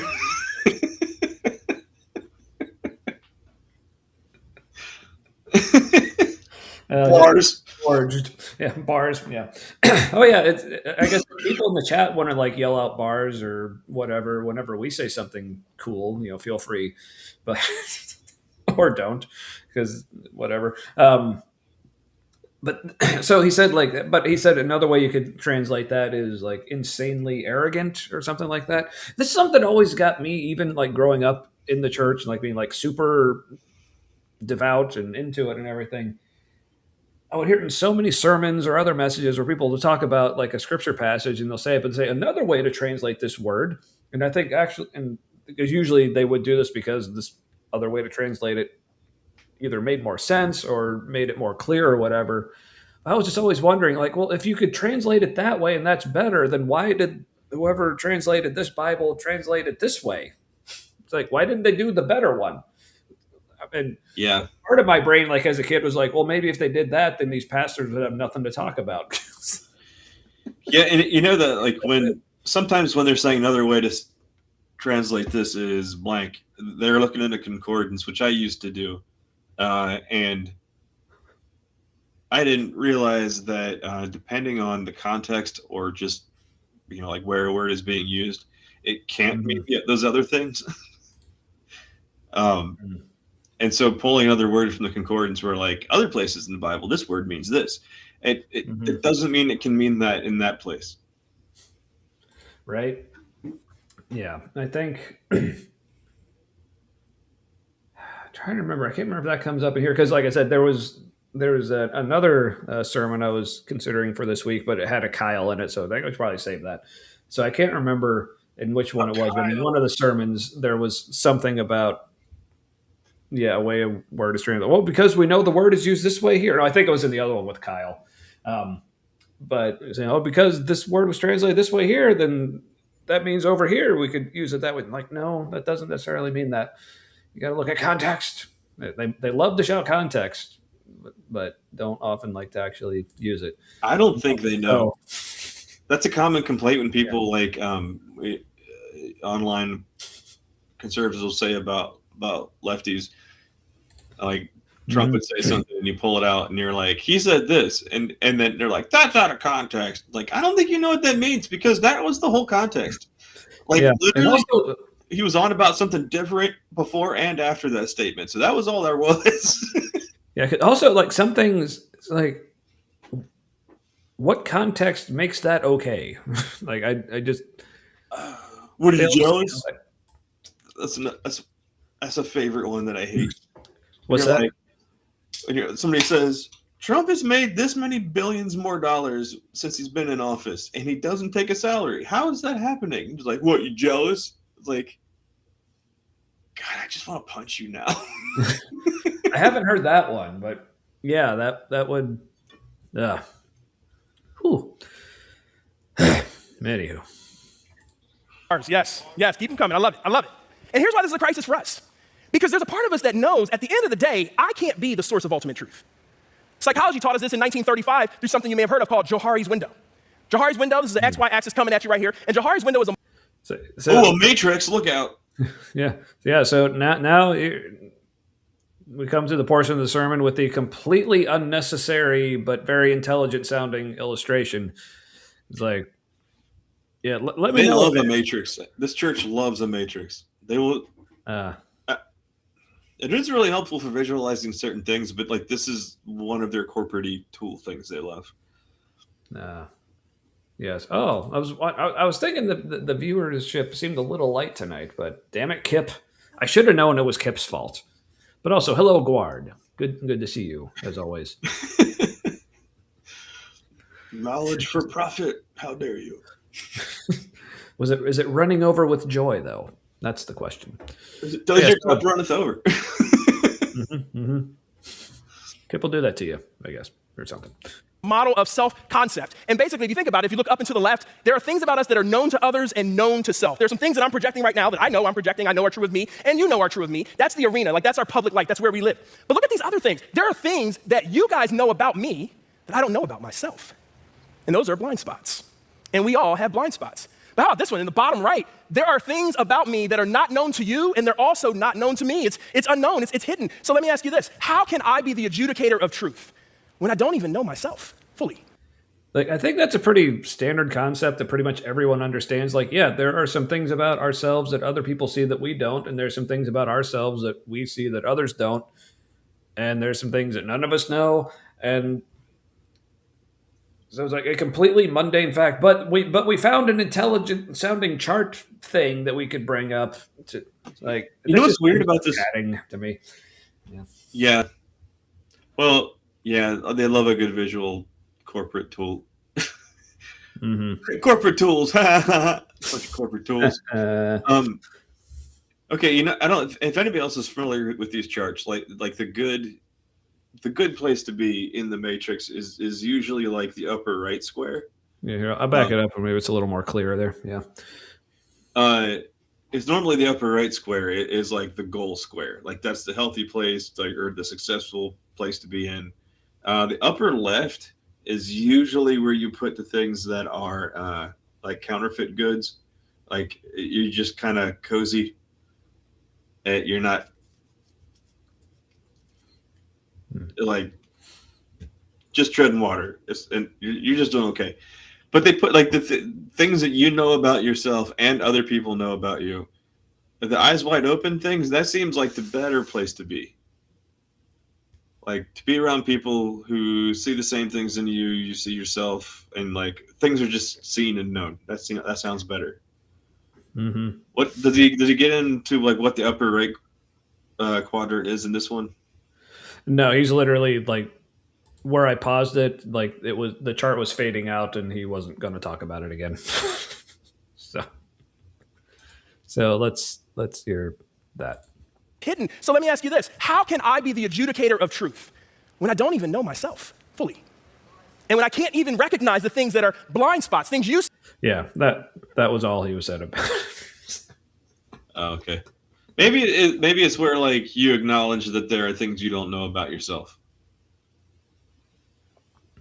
I don't know. Yeah, It just seems dumb. I think he's just trying to make the point that no one actually has a full grasp on all of reality, which we're like, okay, yeah, sure. But that doesn't mean, therefore, we can trust the Bible. It's like, Therefore, we can trust what this other single person said. Wait, but why can we trust them but not ourselves if they too are a one person? yeah, but you see, it's because God told them this stuff. But we can trust God, but then it's like, well, how did they know that God told them this stuff? If that's just their perception that God told them this stuff, and our perception is unreliable, or how do they even know that God is reliable? Because he told us, and that, or maybe God thinks he's reliable, but he's actually not, because he has all these blind spots and things he doesn't even know about himself. So it's kind of like religions and deities are like collective ghosts in the machine of people brains. No, it looks like I'll have to start muting my burps now. Hello, Marin. Good to see you. Great show last night with Leophilius. I think that was his name. Yeah. Really cool guy. Knowledgeable about lots of things. Really, really cool discussion. So people missed misinterpretations last night. Go check that out. Where was I going? Damn it, Marin. I don't know, but somebody asked why, I think maybe it was Marin, why is the background something school locker? Oh, I found it. Like high school. Yeah, I honestly, I don't know why this is the background for this particular message. I mean, he briefly mentioned having an experience like hanging out with like the high school students and them having cool insights and questions and stuff, but it doesn't really come back to that, and I don't understand the things. Are we supposed to feel like we're in school? I guess. Here's more like I'm in a hallway though. We're not actually in the classroom. We're just out messing around the hallways without a hall pass. It's a tornado drill, and then this asshole just starts talking. That'd be the worst.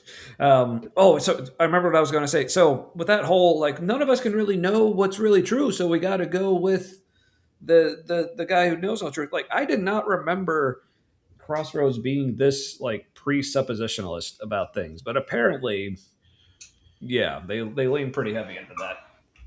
So, yeah, this is real bad and obvious. So, yeah. So again, it's another non sequitur or non sequitur, different than using the verse, but just the idea of, okay, just because we don't know ultimate truth doesn't mean, first of all, like, it doesn't mean that there even is any ultimate truth to know. And it certainly doesn't mean that just automatically means the Bible's correct just because it claims to have truth. But yeah. I wonder if Chuck has back problems. I'm saying that not because he has a big belly. Okay, well, kind of because he has a big belly, but more like because the back is the cause and the belly is the effect. Like sometimes if you have like bad back problems, because he's like carrying the weight kind of up high. Yeah, for a second there, I thought you were talking about his tits. I'm like, is they're so big? Like, usually no. People are talking about, like, oh, do you have back problems? But sorry. It just looks like his organs are running away from his back. They're like, just like, forwards. Or Or he just has Anywho. strong abs, and like he does have like a fat belly, but like he still has his abs, and so it's just holding it up. No, that could be. I don't know. Or he has a drinking problem, because an alcoholic belly also does that. Yeah, I do doubt that, but yeah. I also highly doubt it. Don't even know if he drinks. Yeah. But Anyway. About me that I don't even know about myself. So here's what I would say today. Even though we're skeptical of truth, even though we want to be the adjudicators of truth, the truth is we can't be. We need a source of truth outside of ourselves. And here's Okay, but then how do you know what that is, though? If you aren't doing any sort of like skepticism or evaluation or because if the idea is we're just supposed to believe this book, I mean, and I know like you all know this and like this is said like so many times, but if you're just supposed to take it on faith, then why not take anything else on faith as well? Like any other holy book or any other religion's claims. Like if you're just supposed to take it on faith, why do you reject those but not these? It's like because you actually are using your own like internal judgment and thought processes and all these things you're not supposed to trust, but you can't help but use them. You have to use them to decide to not trust them, essentially. But Jesus was the only person who said they were God. Did he? Also, if only one person in history has claimed to be God, I think. Well, why jump to it must be true? Why not? That person is uniquely crazy. Yeah, plus, there have been plenty of people who actually have claimed to be God, but that's... There's that homeless guy who claimed to be Jesus' brother. Oh, yeah, Daniel. He was fun. Did he claim to be Jesus one time? No, I don't think so. I think he just claimed that Jesus was his brother. He also claimed that one time he had like a bunch of beer in his room, but then Jesus stole it. But it was okay because Jesus brought it back. But when he brought it back, it was like in the shape, it was laid out in the shape of a cross and it was glowing. So. Oh, yeah. He didn't always take his meds. Yeah. Not always. Not always. Anywho. the good news. God has chosen to reveal himself as the ultimate source of truth. And he has chosen to also encapsulate that truth in a book called the Bible. And I want you to believe that today, that it is legit. This is what it says in Hebrews chapter 1. Long ago, at many times and in many ways, God spoke to our fathers by the prophets. So what this is saying is God would give these divine downloads to people that were prophets, and they would be speaking the words of God to the people. But God wasn't satisfied to just divine download through other humans. What does it go on to say? But in these last days, he has spoken to us by his son. Well, if those first ways weren't satisfactory, why did he do them? And that was from the school of trust me, bro. He gave us Jesus. He's not. What is he doing? He's not giving any reasons why you can trust it. Well, he's getting to that.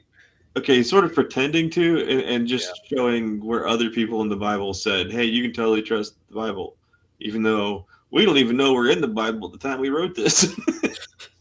Right? Yeah. But also, I love how like people are kind of going with the whole like how tiny Chuck is looking in front of the giant lockers. So, yeah. keep going. I think he bought that shirt at Big and Tall, and so that's why it's a little long.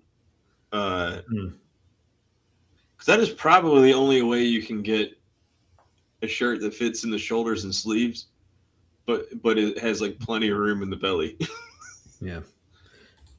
But yeah, this 2,000 years does feel like a lot of last days, especially considering the Earth is apparently only 6,000 years old. Like that's a full third of the history of the world. Well, then that makes complete sense because it's just the third act. Like it ends after this. It is the last days, Tommy. You just proved it. Damn it. Right.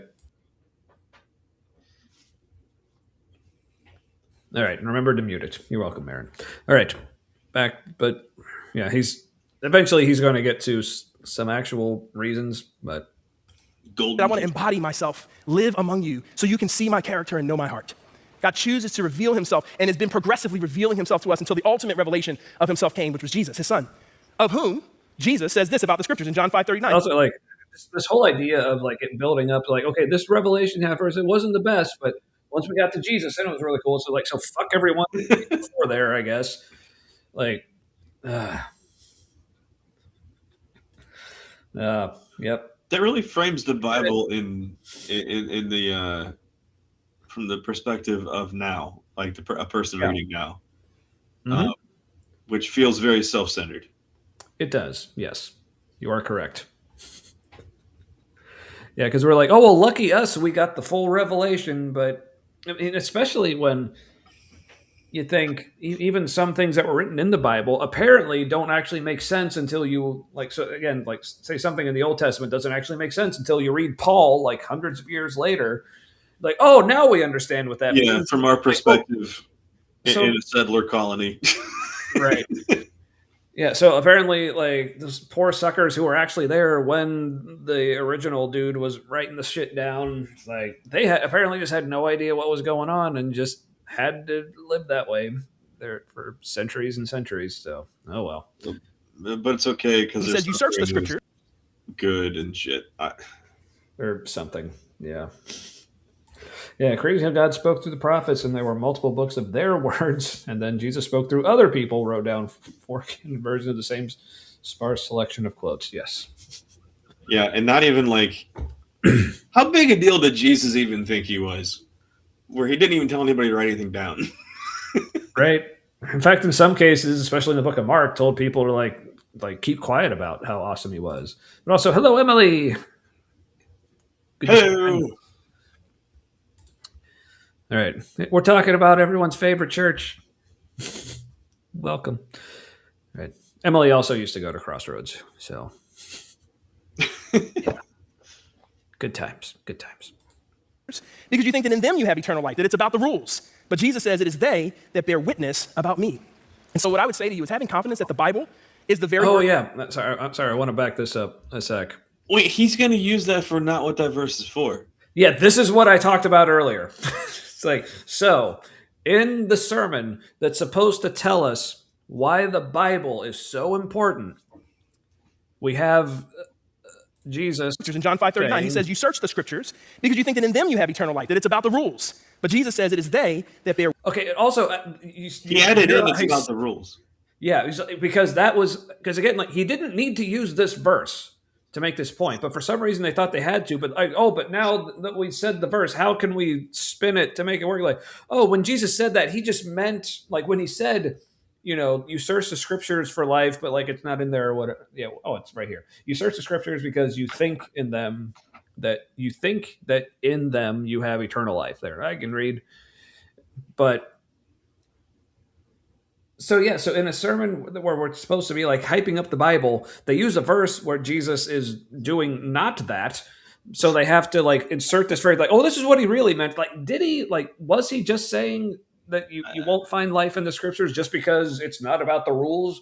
Or I don't think, like I said, For the purpose of this example, yes.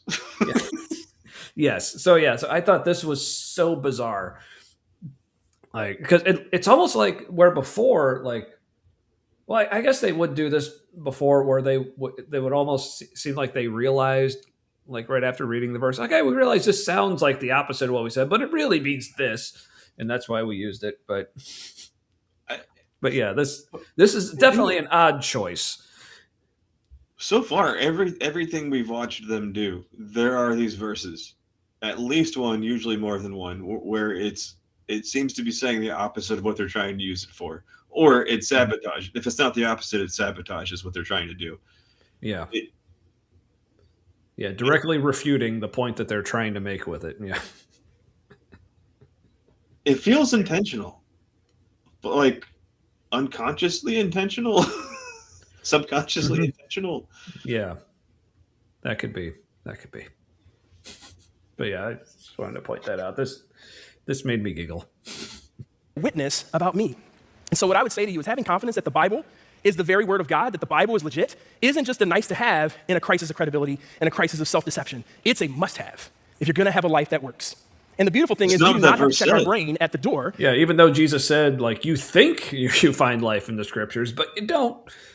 And Chuck's like, and that's why it's important to have these things so we can find life in the scriptures. Oh, hey, and Kip is here, and I'm assuming that's an excited. It is me. Yeah, you mistyped the exclamation points. So. Oh, Yeah, by see, the way, I moved on a while back to my next beer. It's an American Strong Ale from Seventh Son. It's their flagship beer. Yeah. Called Seventh Son. Nice. And apparently we've been raided by the Skeptic Haven folks. Welcome in, everybody. Which is weird because I think our view count only went up by 1, and I think that was Kip. So did a bunch of people leave? Anywho. Or our counter's just behind. Yeah. Or inaccurate. Oh, so excited. Like, well, hey, so excited. At least Matt actually stays awake during the whole show. And yes, Skip, we did play the updated promo earlier. Thank you, and you're welcome. So, yeah, we heard like it was your fault that people weren't here. So thank you very much. Hope it was. Hey, I don't know why. I don't know why this is a thought in my head right now, but I've noticed that working in a lot of rich people's houses, their houses smell like hotels. Mm-hmm. Like no people smells in it whatsoever. Yeah, it's really weird. Ooh, and Emily Sharon just took a nice Eddie, and I'm topping off with a J of Egyptian gold. Ooh. Well, enjoy, my friends. Ooh. I am not familiar with pretty much any of these words, but yeah. Oh, so apparently Kip likes it. So do we need to watch it again? Since Kip is just so excited. Fine, I'll play it one more time. If that's all right with you, Matt. Okay. All right. If you aren't subscribed to the Humanity, make sure you subscribe. They stream on Wednesday nights, and it's usually pretty good. But I hope you appreciate what I did for you. What's next on the agenda? I don't know. Did Kip actually fall asleep? I did that for you, my friend. Or I guess his story now would be he was like bug. killing a. Yeah, I guess he was killing a bug for us. Like, well, I don't care, Kip. That bug was in Canada. Was he lying in wait? Like he looked very. Was he in the picture? He looked not moving. Yeah, no, I seriously like he was like there for like at least like a good minute or so, just like not moving, head down. At least, okay, I will say at least you didn't fall out of your chair like Dr. Josh, though. Honestly, that would have made it so much better. Man, do you know how asleep you have to be to not wake up until you hit the floor? Yeah, you keep insisting on this, but what I'm learning right now from Chuck is we can't trust our own perception, like our own minds and our own truth about what we think reality is. So, and since the Bible says absolutely nothing about Bible scholars from Vancouver killing bugs, then I can only assume that that's not what was happening. So, yep. We don't know. Maybe it takes longer to kill a bug in Canada. And it involves not moving very much. This could be true. I must admit, I have never killed a bug in Canada, or at least to my knowledge. I mean, I may have. Anyway. Whew. When it comes to answering this question, is the Bible legit? A couple weeks ago, Kyle did a great message on, our lead pastor did a great message on the Bible versus science. And science. This is the other message. Yeah, this was the other message I was looking at. So this may be the one we cover next month. But, or I don't know. I don't know if. Called Kyle the head pastor. Yeah. So this may be next month. We may postpone it because I know, like for June, we usually like to do more like Pride themed episodes, and I don't know if Crossroads really has. Well, I'm sure they have. They definitely have sermons where they discuss like queer issues, but I don't know if they're ones that we actually want to watch. So, right. Yeah. Right. Yes. We may. Yeah. So we'll have to discuss whether we actually want to do a Crossroads sermon for June or not. But yeah. You know what I think Chuck revealed just now is that it's been decided Kyle is going to be the new head pastor. Brian is going to semi-retire. He's going to be gone for a while till the investigation is over. Blah blah blah. And he's probably going to come back as like a semi-retired guest pastor. And Kyle is being moved into that position. I'll bet that's what happened. Because it's weird. Instead of saying just like Brian Tome, I meant Kyle.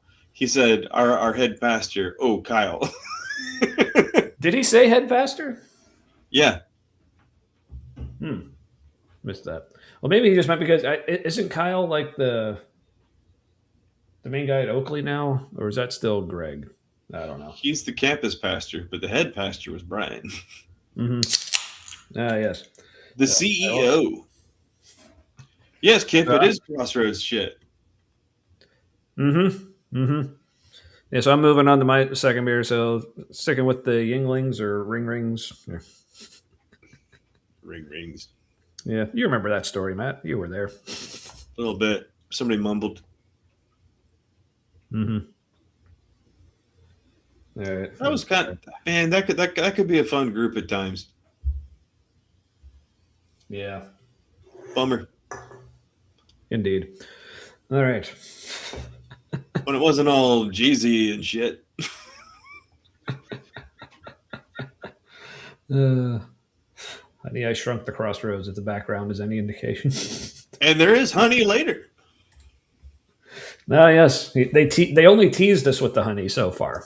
So yeah, and also, so I guess for people joining us late, Matt had his guess. So they started the sermon saying that they handed out honey sticks to everyone in a sermon about why the Bible is so awesome. So if anyone has any guesses on what scripture reference they're going to be bringing up at the end.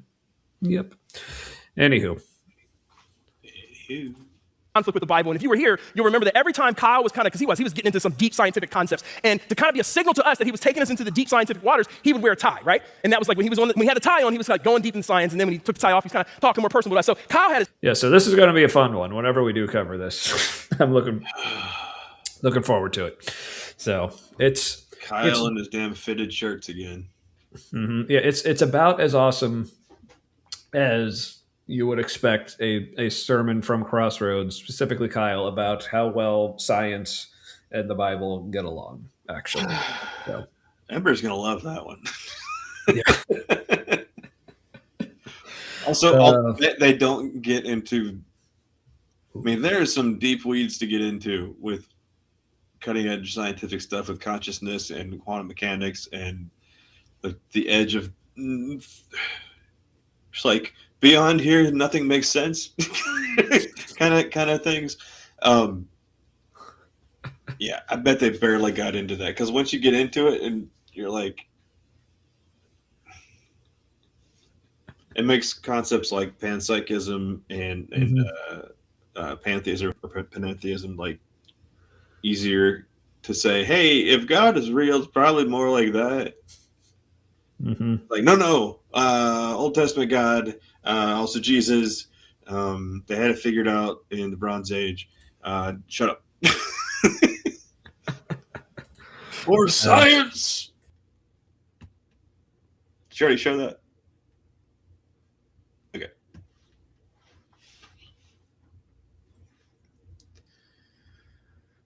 It's all right. Science always wins in the end. Yeah, sorry, I was typing something in the private chat. So if you have an answer now, that's cool. All right, cool. So we just confirmed, like, and obviously if she's cool with this, but when we do the sermon of Crossroads talking about science, if there was a certain Ember out there that wanted to join for that, a certain Ember, we'd be open. So just putting it out there. Putting it out there. All right. Tie, but I figured, I needed my own symbol, so I got my nerd glasses on. I got my nerd glasses on because today I want to make an assertion. I want to have an intellectual argument that I want to defend, and it is simply this: that the Bible is legit source of truth because. And now the assertions, he says. Yes, the intellectual ones. Now, so it's up on the screen here. So The Bible is a legit source of truth because it's inspired and effective at pointing us to Jesus. Is that the requirements for something being a legit source of truth? The Bible is a legit source. Hold on, I squeezed my eyes too hard. They're showing different things. The Bible is a legit source of truth because it's inspired and effective at pointing. Okay, that's like a tautology. The Bible in the beginning there. The Bible is a legit source of truth because it's inspired. Yeah, like inspired by God. Okay, and then effective at pointing us to Jesus. That could just be a convincing lie, though, too. Like convincing lies could point you to somebody. Happens all the time with cults. Yeah, I mean, because someone could say that like the Quran is a source of truth because it's inspired by Allah and effective at pointing us to Muhammad or whatever they want to point us at. I'm not too familiar with Islam, but hey, like also yes, Marin also does know science. But hey, I mean, we could have multiple people on, probably, right? Science party. I'd be down with having Ember and Marin on. That would be pretty. That would be kind of fun. Do like a dog pile edition of talking about Crossroads. So I guess ladies, we'll let you know when we're doing that episode, and if you're available, we'd love to have you. I'm sure that the people would love to have you here as well, right? The people. I'm distracted by the highlighted. Some members might be perspective. Yeah. So, but also, Ember, like, with the good question, is it effective at pointing to Jesus? Now, of course, they tell you, and he actually brings this up later. No, I won't go into it now. But Matt, do you remember the Jesus Storybook Bible? Yeah, that was all right. Yeah, so he brings that up later, but loved it at the time. Yeah, oh yeah, at the time it was fantastic. So, the art is really good. Yeah. Miranda with another good point. Yeah, Lord of the Rings is inspired and effective at pointing us to Frodo. This is correct. So Kip knows a scientist. I don't know why he only capitalized part of that word. It's weirding me out. But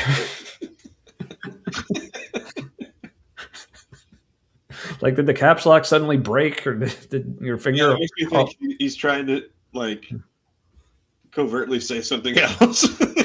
I don't know what. Or maybe it's like one of those awkward moments where you realize you're shouting all of a sudden, but then you suddenly like try to bring your voice down. Like, oh, sorry, I didn't realize I was talking so loud. So thank you. I'm shouting. Run down the hall. Oh yeah, with the knife. Yeah. Freezes in that position, but then his legs just start running. But yeah, speaking of which, I feel like we don't use this enough on the show. And to make a long story short, too late.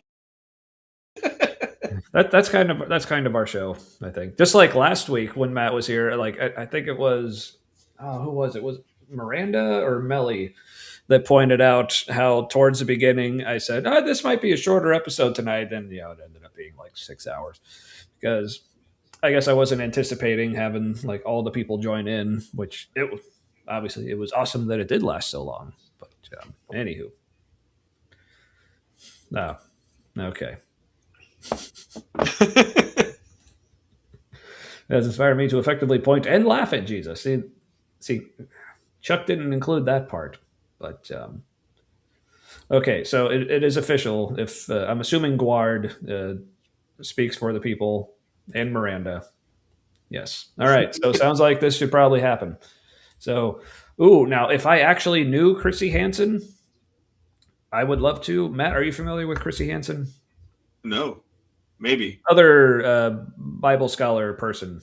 I think, if I remember correctly, more in like New Testament stuff. Okay.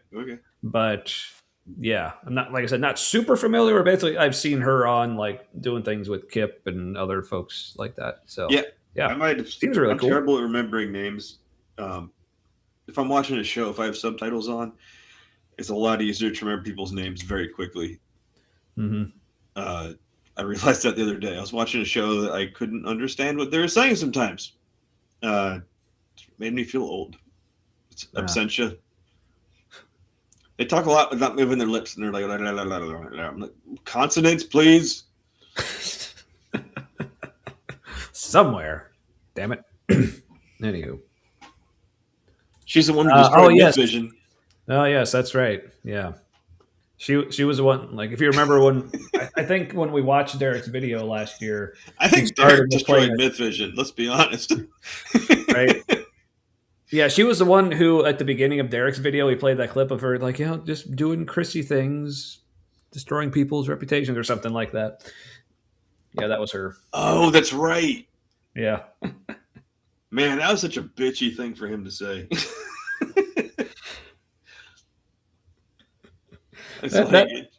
A lot of that video was very bitchy of him, but yeah. That was, yeah, that's like gay levels of sass, though.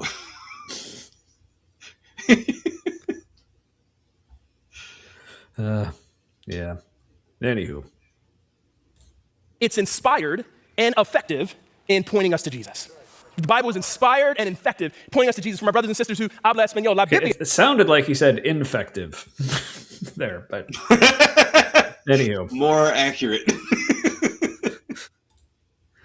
Okay, I mean, I wasn't gonna brag, but I mean, you know Derek saw something on it. You know he was looking for people who were talking about him, and yeah, but I do love how we didn't get to him for like an hour or something. Yeah, that's what I was gonna say. Like, who wants to place bets on whether he made it past like us just talking about Matt's back? Oh, he didn't listen through all that. I'm sure he fast forwarded. Just to be like, they're still talking about that. That's right. Because I remember in that video we did actually there are chapter markers in that one because that's back when that was back during that like month or so when I actually did that because it mattered. But anyway, yeah, and then it's just es inspirada y eficaz. Yeah, and also like we kind of don't have. That was also back when we were doing the whole like first drink segment, second drink segment. We were trying to like be more like official about stuff, but yeah. So now we're And so I want us to wrestle with that. Is that true? That is cool that they're reaching out to the Hispanic crowd, and I think I don't know if they still do but they at least were at one point doing like full services in Spanish, which cool. Why is it so much shorter in Spanish? That just says that's not the entire sentence. So that's why it's short. Is he calling Spanish speakers stupid? You gotta dumb it down for them. Interesting. Or maybe they just didn't feel like translating the whole thing. I don't know.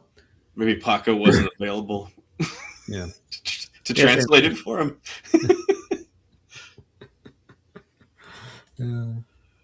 Yeah, when are they going to talk? Yeah, don't worry, Derek. We got no. Which, by the way, if people haven't seen that, if you go to our YouTube page, we have a playlist for like our favorites or favorite episodes or something, and it is on there with those. So check it out. It was good times. That's apparently how a lot of people discovered us. So yeah, the reason it's one of our favorites. So.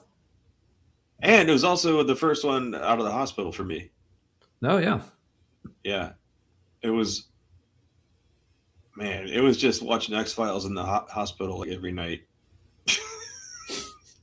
And then I was just like glad to be out doing something different.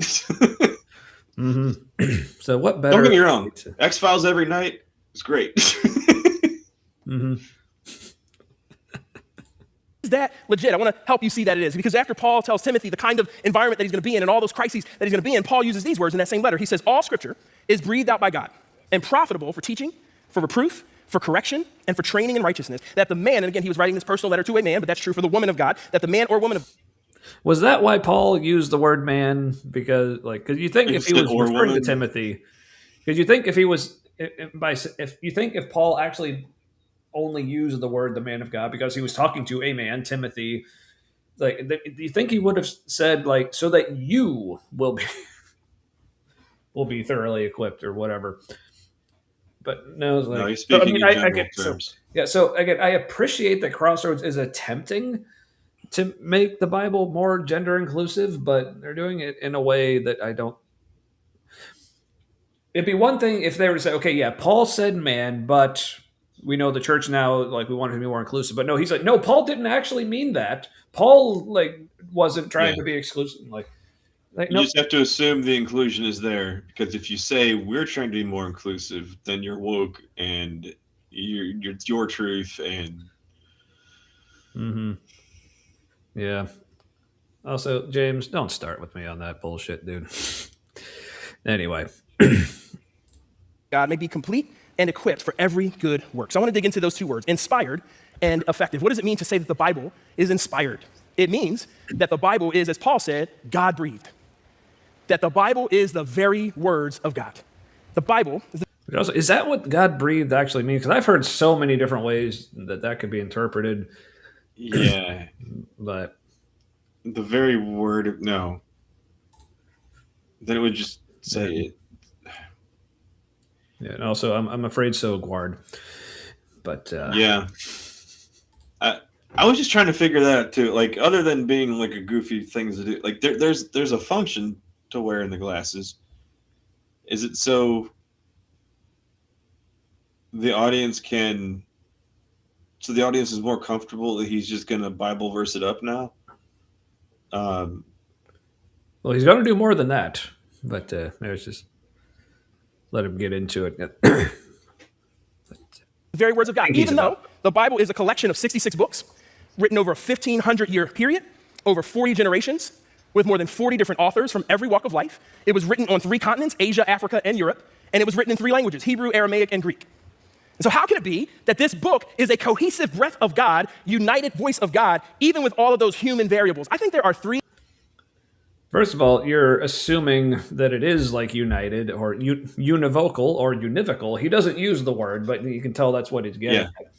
Which, so when Christians bring up like this idea of how like so unified and cohesive the Bible is, first of all, no, it's fucking not. Have you read the thing?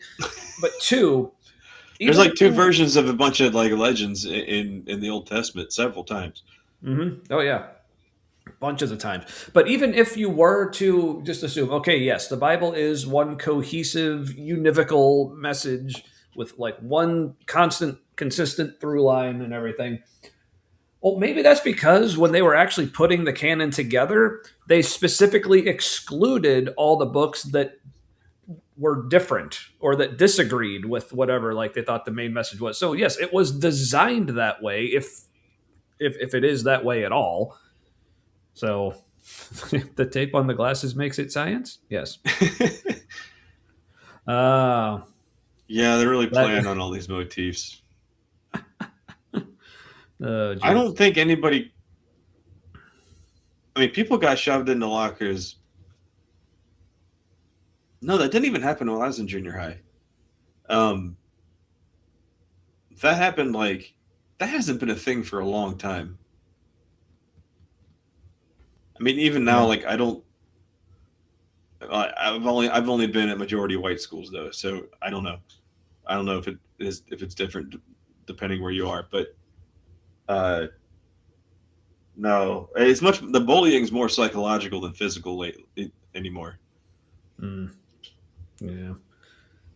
Yeah, which it's unfortunate in its own way, but yeah, Bert with a good point here. The Peter Pan stories have more consistent narratives between the dozen of different authors. This is true. Yeah. Oh no, I did not know this. Has better consistency. Yeah, I did not know this. Peter Pan is canonically in the same universe as Treasure Island. Wow. Really?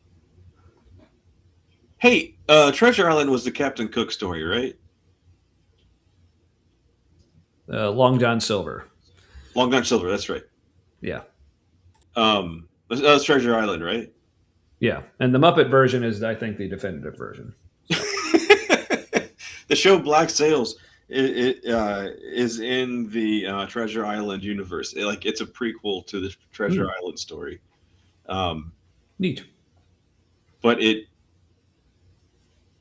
there's some overlap in like elements that are in the Treasure Island story that are in the series, but the series is not like dependent on that at all. It's completely its own thing. I need to watch that again. It went off Netflix and it's on something else. I gotta find it and finish watching it. Oh yes, and all of Tarantino's movies. I think I did know this. But Yeah, he would totally do that. I haven't seen very many of them though. I've seen Reservoir Dogs and Pulp Fiction. I think that's all. I've seen Kill Bill Volume 1. Oh no, I've seen Kill Bills. Yeah. Yes, I only saw Volume 1, and then I saw part of Reservoir Dogs. I think that's about it. Kill Bill 2. I forgot it. I've seen it. Oh. Kill Bill 1 was more memorable for sure. Okay. Yeah, I mean, it was fun. Lots of Uma's feet shots. Yeah. Found out You're later. into that sort of thing. But no, Tarantino, that's because Tarantino is into that sort of thing. I see. Well, cool. Particularly her sort of thing. I was going to say, maybe he should watch our appearance on Budget Scripture Saturday from a couple months ago. If he likes feet, you're welcome, everyone. But those were covered, right? Mine, no. I had to prove I wasn't a ghost. Oh. So. That's right, because ghosts don't have feet. Unless you're fashion conscious. So either I'm not a ghost or everyone who saw it is extremely fashion conscious. So, or something. I don't know. Anywho. Legitimate objections that people raise to what I just said. And I want to just walk through those objections and hopefully give you confidence on why you can believe what Paul says, that this Bible is in fact the inspired word of God. I think the first objection is this. People would say, well, the Bible was written by flawed humans, so it can't be divine.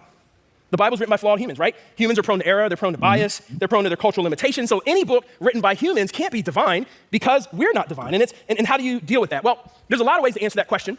But one of the things I think is important for us to understand is how we actually got this thing over the years. How was it presented to us? And to understand that, you need to understand the role of people who were called scribes. Scribes were people who dedicated their life to literally transmitting the truth of God's word as accurately as humanly possible. So, sort of. I fear that in this sermon, they may have attempted to bite off more than they could really chew, because this whole discussion they're trying to have about like how we can discern if what we have in the scriptures is one, just accurate to whatever the originals were. Because again, people need to remember, we have 0 originals as far as like the manuscripts or anything.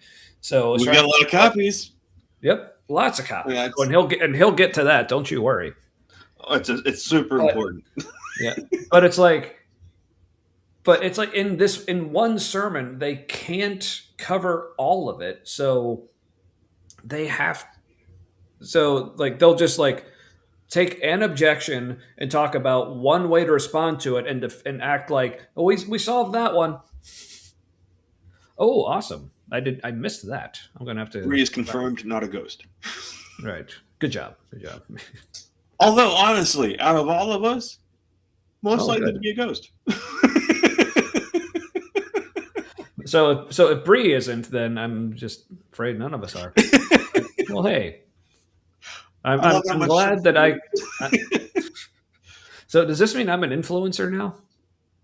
And do I want to be influencing Kip? I mean, I guess you can only improve, look, I guess. If you're in Gen X, right, and you're old enough to go boomer, well, apparently we love our sandals. It's like a cringe thing among Gen Z, I think. Yeah, no, I will say, okay, I'm not going to show my feet, but I will show my sandals. They're rope sandals. Yeah. What are those? Like, where'd you get those? I think the company is Gurkees, Gurkees. But like, I've had these things for like 16 years, And like, I mean, they're obviously like worn and like frayed a little bit, but also the one thing I found out very quickly, it's actually not good to take these like outside. I mostly like these are like just what I wear around the house because they literally are just made of rope. So if you step in anything even slightly wet, they will soak all of it up and smell horrible.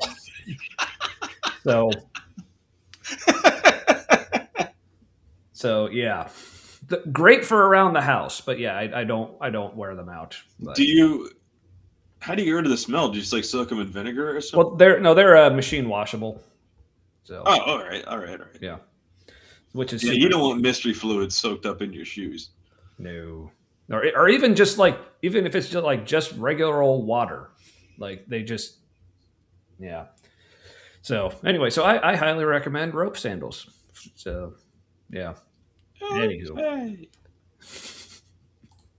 And this was a holy task. In fact, you'll read in the New Testament, it says the scribes and the Pharisees, right? Like they were considered part of the religious group, the people who dedicated their lives to doing this. Jesus had lots of interactions with the scribes. Well, these scribes were also known as the counters. And here's why. Let me tell you the quality control process they had when they were copying the inspired word of God. First thing they would do is this. They would count the number of times every Hebrew letter showed up in the entire Hebrew Bible. Number of times for every letter. And if that number didn't match the number of times that letter showed up in the copy they were basing it on, then they would rip the copy up. It wasn't worthy. So they would first do that. Think about the meticulous nature of that. Then they would count each middle letter of each word in each book. But still human. Still fallible. Right. So still a good duck. If anybody's seen that channel. Yeah, so he's going to go on about this, like all the different things they do. I feel like I can just like skip ahead a little bit. It's basically, they're super meticulous about how they copy it. Like, okay, that doesn't mean that it's true. Yeah, it doesn't mean that the original whatever is worthy. It just means that it's highly likely the same. Can you imagine the detail? Yeah. So basically, all this argument is addressing the people that, well, how can we know that what we have is accurate? It's like, okay, it's accurate.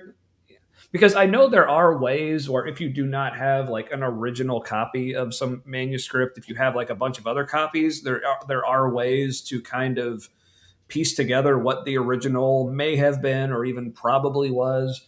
Like, sure, but okay, then that means, okay, now we know what the person who originally wrote this said.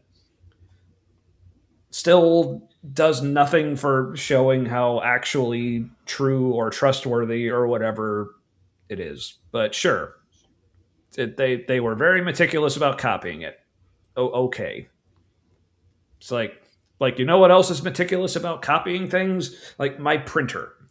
Like, does that mean everything my printer prints off is truth you can build your life on? It's like, no, it just means that's what the original thing was. Well, that means we can build on it because it's the original.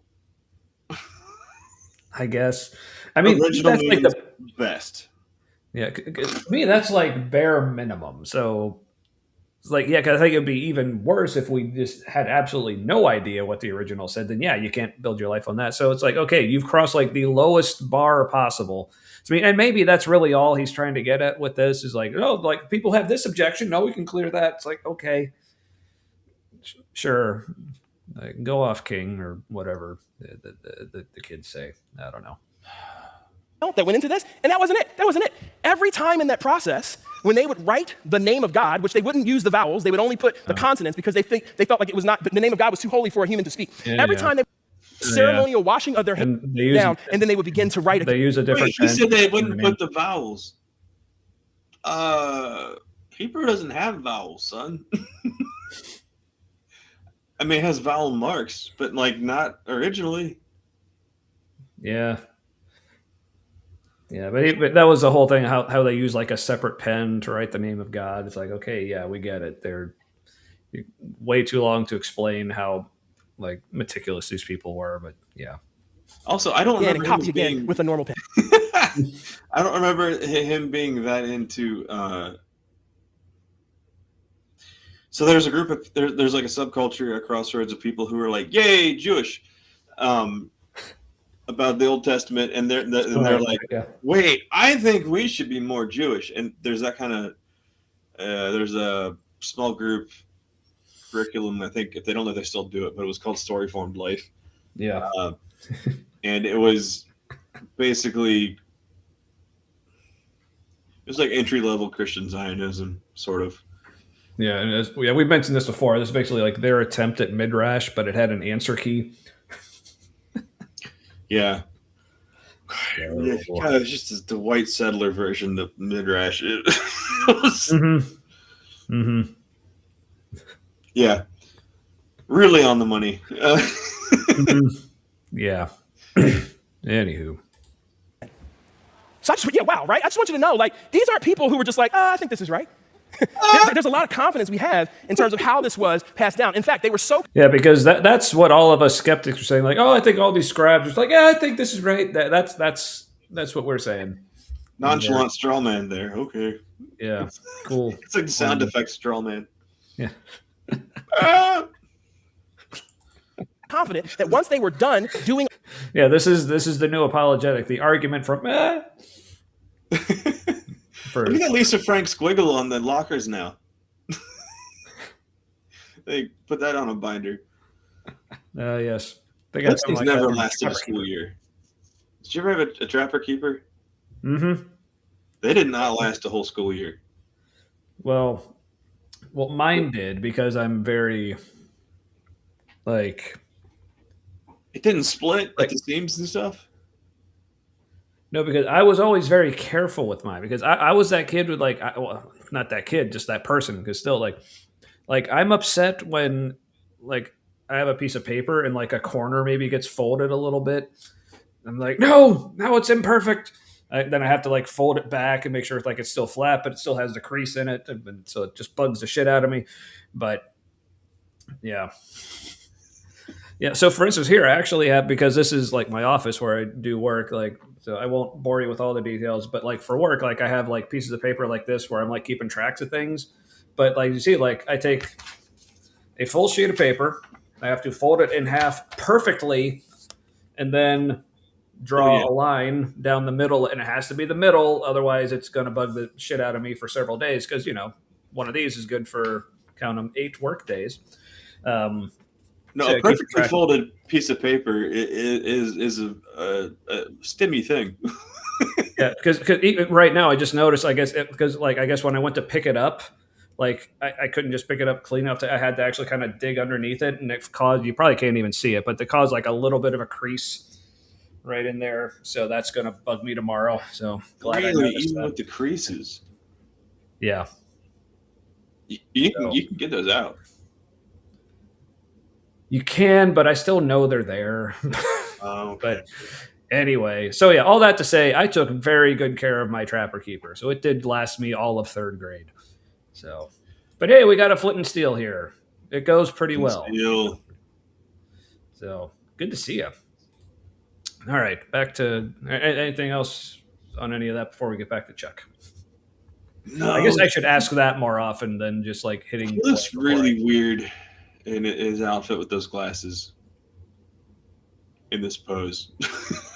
A little bit.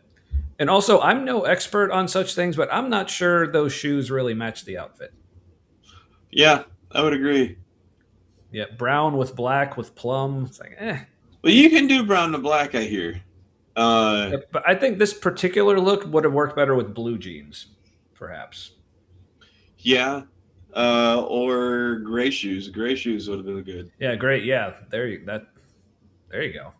Because we can't see his belt, right? If he has a brown belt the same color as the shoes, that would also look weird, but make more sense. Yeah. So, Chuck, if you're looking for fashion consultants, not black shoes. That wouldn't work. Unless they're Chuck Taylors, like black Chuck Taylors' outfit, that could work. Ooh, yeah. Chuck Taylor, they're pretty versatile. So they fall apart like it's their job, but it's kind of part of their charm. There you go. All of these checks, they would destroy the copy that they used because they were so confident that what they then were producing was exactly accurate to what they just had. So for those who would say, well, maybe the Bible was written by flawed humans. Yeah, the humans were flawed, but there was such an honoring of the gift that it is to have divine revelation from God These are some of the most accurate transcripts you will find in antiquity, bar none. Yeah. See, so yes, the people doing it were flawed, but you see, they cared about it a lot. So You see, the assumption was the gift. Because they were so sure it was the word of God. It was.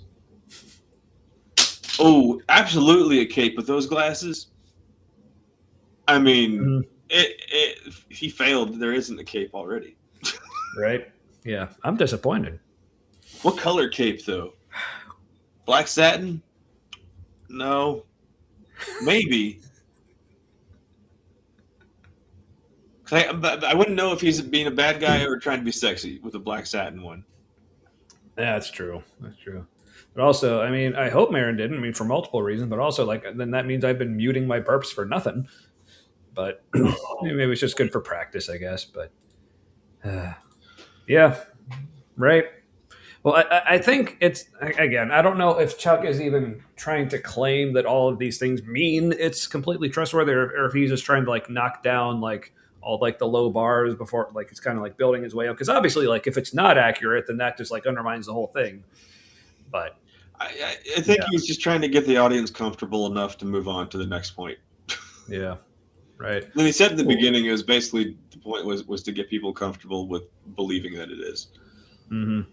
Yeah. Oh, so Kip with his drink enjoyment this evening, like legendary Heroica Red Ale from Steamworks in Vancouver. Nice. Okay, that's two great names. Yeah. Heroica Red Ale is a great name, and Steamworks Brewing.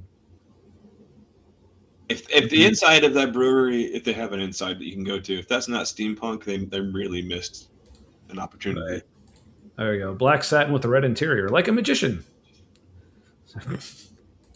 So is this just what we're calling? And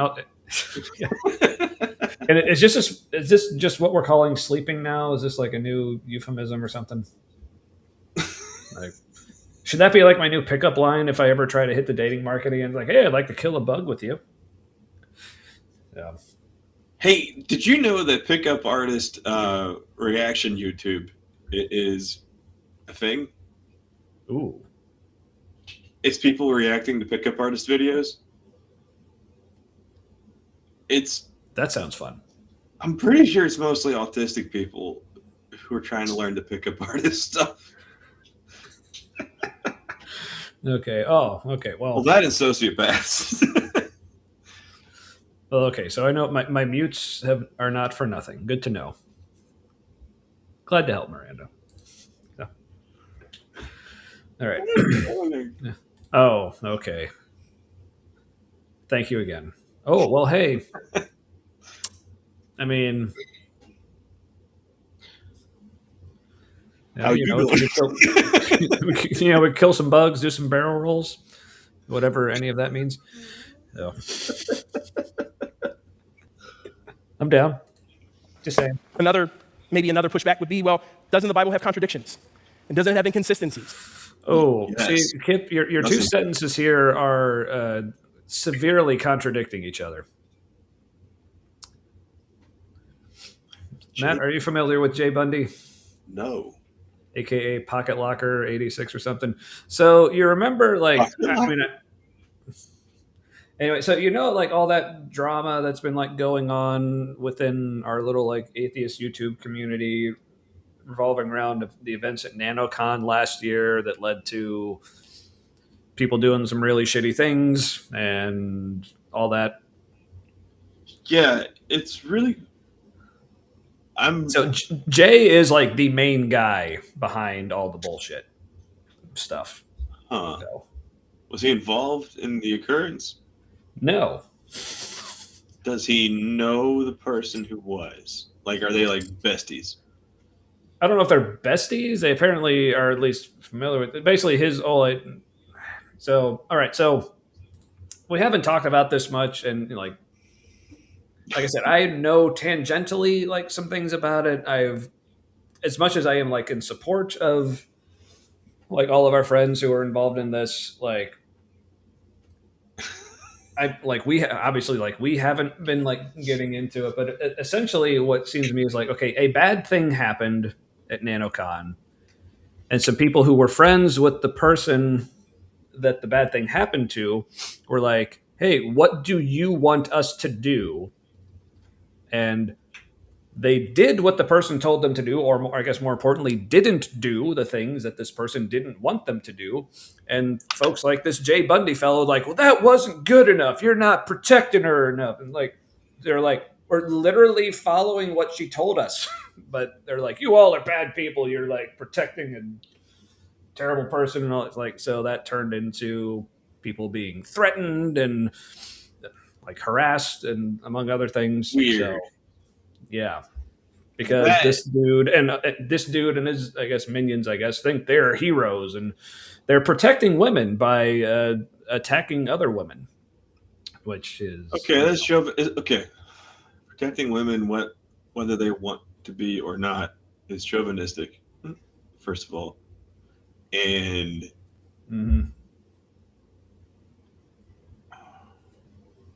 you know, sometimes people will. All right.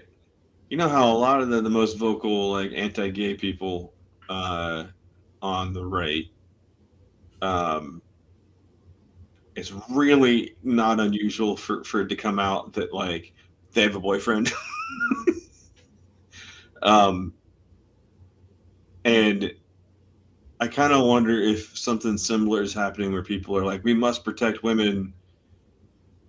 Is there like a guilty conscience they're trying to make up for? Like, is there a certain kind of porn they watch that like they feel a little bad about? And so like, but in real life, I protect women. Like, there just seems to be like, this is their personal need to do this, in quotes, protecting, that it is independent of the person they're protecting. Like, this is for them. Why is it for them? Like, what need does this meet? Like, all good questions. But yeah, like I said, it's not something like of what like I said, yeah. But like I said, as much as like we support our friends in the community who are like being affected by this, like we personally, like I said, I don't know too much about it, so not getting involved as I was advised by some people who are more involved. Like, but if anyone is curious, I know AJ from Ways to Human had a really good video about it recently. Maya has been like doing some stuff about it on her channel. So, but yeah, he says to somebody else, "You're hurting me," and the person who's doing the hurting lets it be known they don't care. I think it's clear whose problem it is. Like, who's in the wrong. Yeah, but yeah, because this is something that I noticed like about Jay, like because I never really watched most of his stuff. I was only familiar with him because he would be on with Michael Beverly a lot. But even like when he was on with Michael, there were some things about like his attitudes and like his approaches. I was like, you may be going a little too far, dude.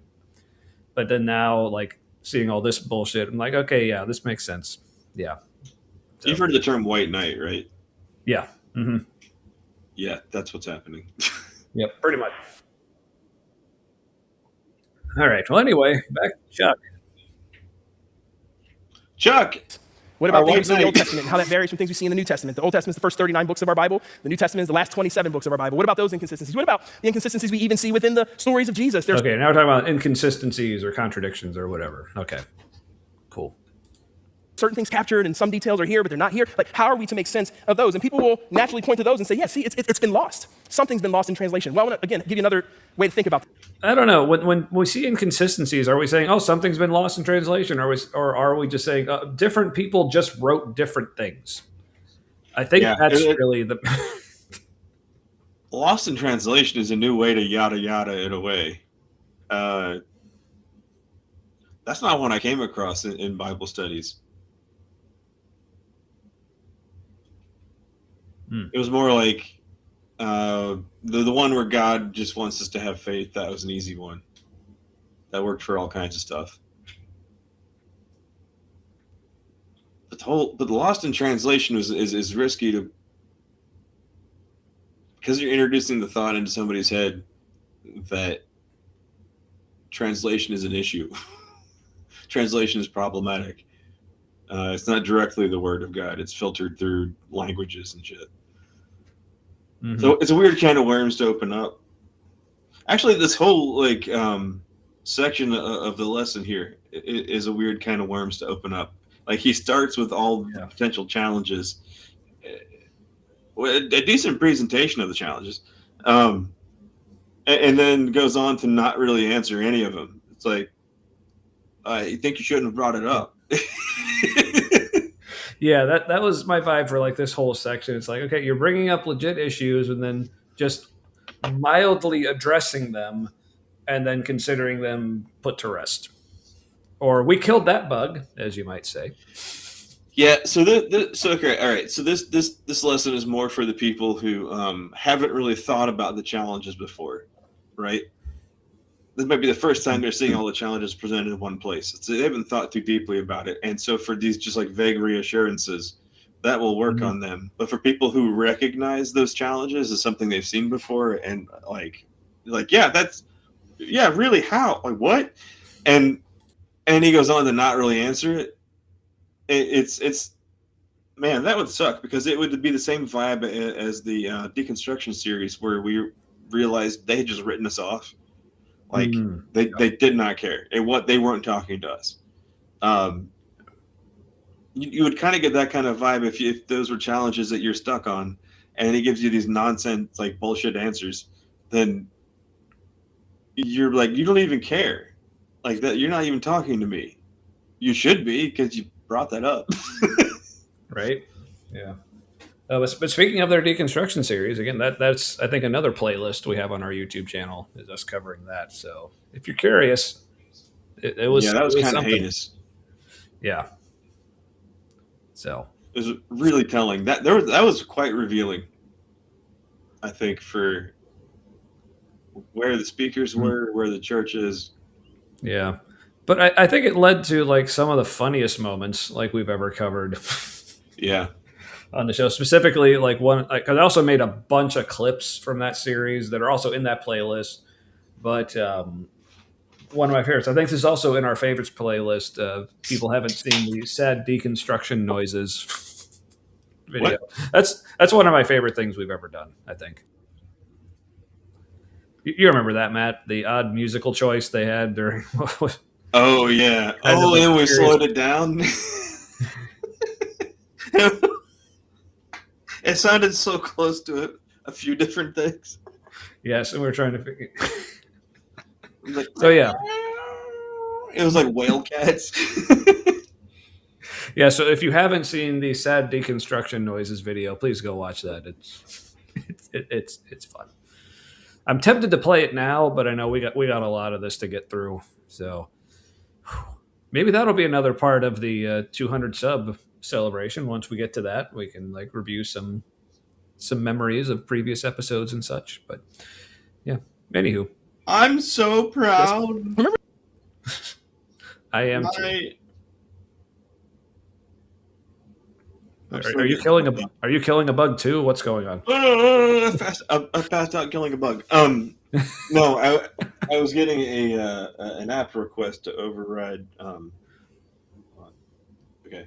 To let requests. Ari use Hulu. I was like, I'm so proud they've discovered Hulu. No. Because they were all about YouTube for years. Yeah, I mean, that's still where my son is.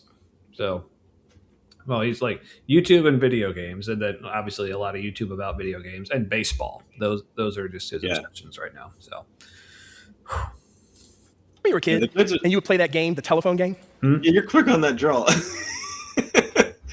Yeah, no, I think the kids are going to be all right because after watching all of the stuff, the junk stuff that Ari watches on YouTube, you guys might realize I'm using a different name. I can't go into why right now because reasons. I will. Yeah. Yeah, for your eldest child. Yeah.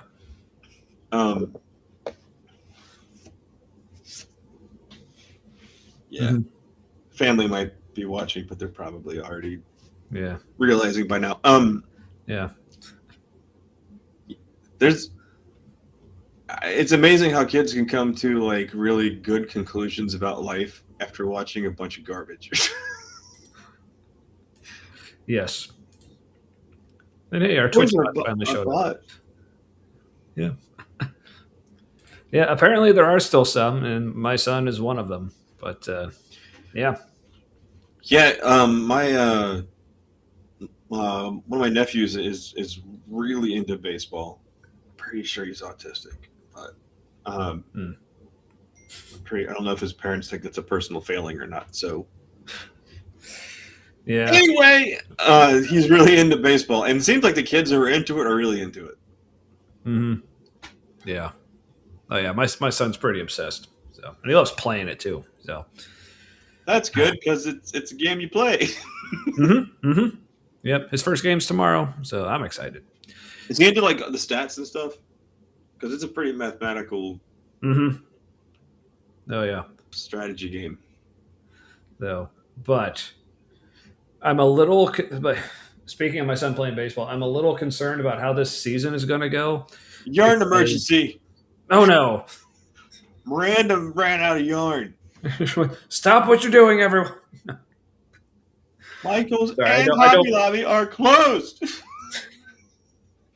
I don't mean for it to sound like I'm mocking your struggles, but yeah. So his first game's tomorrow, but I'm a little concerned about how the season's going to go because he said he may do some pitching.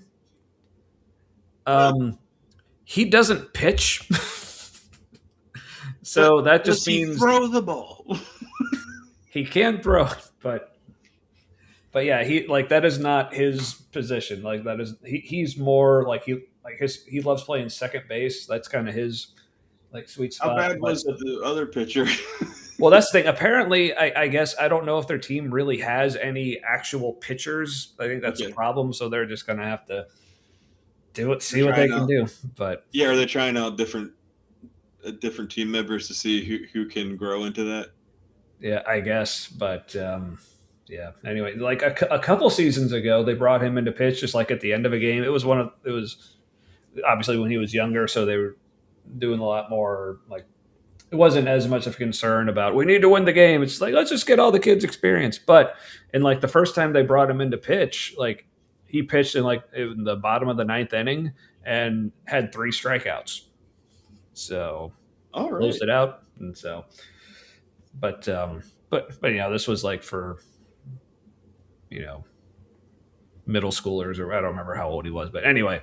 So yeah, you remember how? So Nerdy Chuck is talking here.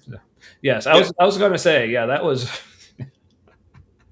No, I only go there when I'm desperate, like I need something now.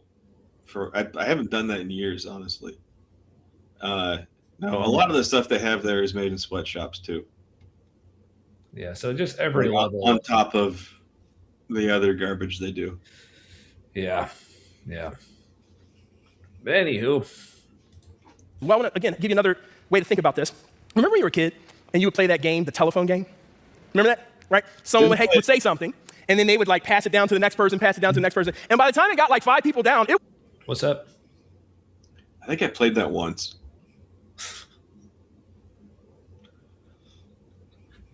Okay. So apparently, Maren was just grocery shopping, putting away groceries now. Well, good for you. So still muting the burps because apparently Miranda likes it that way as well. So I like the thought of you laughing in the grocery store for no reason. People don't know you're listening to something. But I would love if someone were to ask you what's so funny, and then you try to explain it to them. That I would love to know how that would go if that happens. Yeah, we're usually working in like 3 layers of context. Mm-hmm. All right. Well, back to Nerdy Chuck. It wasn't even recognizable, right? It's like, that's not what I said at all, right? Well, I think we can think about the Bible that way. We can think that the Bible was translated like the telephone game, that it was just passed on from one person to the next person, and so by the time it got to that third person, it was already jacked up. And of course, if you take that over the course of many years, man, it's nothing like what the original was. Well, that's not how the Bible was translated. The way the Bible was translated is more like this. It was. Now, he's saying translated, but I think he's meaning transmitted. No, I think I think they're doing a little bait and switch here. I think he does mean translated, but they're using this to try to like fit into like how it was transmitted. Also, sure, once it was written down, and like that writing was accepted as super important, then it was on the preservation train. But as far as like stuff that was passed down word of mouth and was just kind of like agreed on culturally, that was there were all kinds of just like organic revisions that happened to that. Yeah, like once it's preserved in writing, it's not going to change all that much, probably. But until that point, it's been in like countless people's brains and coming out of their mouths. Like it. Yeah, it changed. Yeah, because again, it seems like he's presenting this false dichotomy. So basically, it either was the telephone game and therefore extremely unreliable, or completely reliable. It's like no, that is what he's all doing. kinds of in between and completely other options. Like, okay, yeah, because again, the point is trying to figure out, can we trust the Bible to be something that is the ultimate source of truth for us to build our lives on? The fact that it was meticulously copied, again, that's like base level, like floor one, like first bar you have to clear. Okay, great. It apparently cleared that bar. And again, to be fair, I don't think that Chuck is necessarily trying to say, well, because of this, that means it's completely true. But again, like this is not as big of a deal as I think they seem to be making it out to be. And this is another diagram to make it look like this is a more scientific thought than it really is. Mm-hmm. Yeah. Oh, sorry. So first, killing bug equals getting groceries. Yes, but as we've also established, can also mean, it's all very straightforward. Yeah. It's a versatile phrase. So.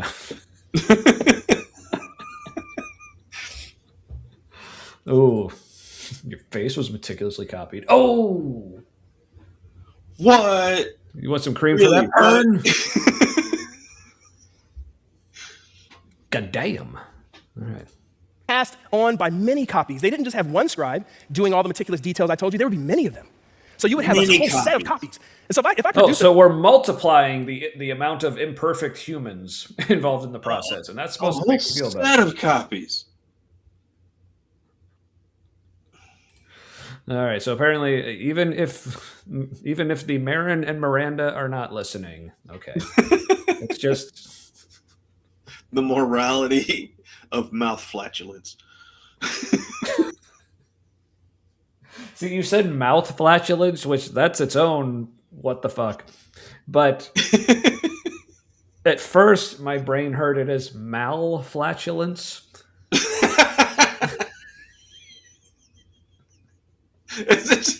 Which that's a whole other direction.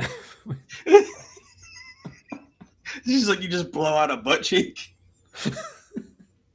It just comes out the wrong way. Like mal flatulence, it's like I'm farting by like committing crimes or something, or I fart and a demon comes out. That would be pretty awesome. But like that sounds like an official like legal term, like someone would bring up in like a court case, like it was an extreme case of mal flatulence.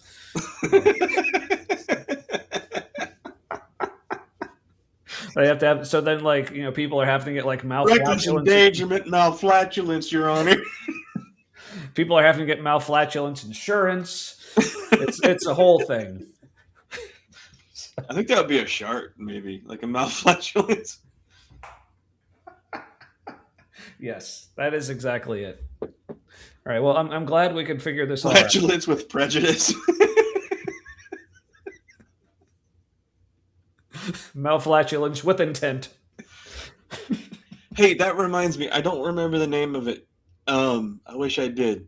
But just all right. There's Judge Judy and there's the People's Court stuff where it was like real cases, kind of a fake judge, real judge. Well, there's an improv show on a YouTube channel where the judge is Um, the plaintiff and defendant, no, they're the same thing. I don't know. The two parties involved, it's a real dispute. Mhm. But the lawyers are both improv comedians, and the judge is an improv comedian. And it's sort of a real thing that's happening. It's sort of real, not real. It's hysterical and brilliant to just see people come up with stuff on the spot. Mhm. I wish you knew what it was called. Can lose your license for mouth flatulence. And look, Bartholomew.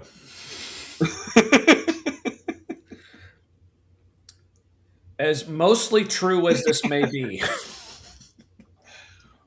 No, this getting better. no, seriously, this is a big night. Like, you haven't slipped up once, I don't think. In the past, you would apologize after you did it. I mean, so would you. But I've been burping a lot quietly tonight. I don't know what's up with that. They haven't been loud, any of them. I'm disappointed, actually. But 'cause that was actually a big thing. Like for me growing up, my dad was always very big into burping. In fact, like me and him and my brothers actually developed like a rating system. So so first of all, like anytime we had to burp, we would just like let it out. But then also we would then like give scores to whoever like was burping, rated on several criteria as well. So yeah. Well, yeah, you have to. There's the chunky burp, where you've got a glottis of some kind, like flapping around while you do it. Yeah, my think daughter, Elise, well, when she was like a toddler and like little, whenever she would fart, I would go toot. And so now she's not real little anymore, and every time she farts, she goes toot.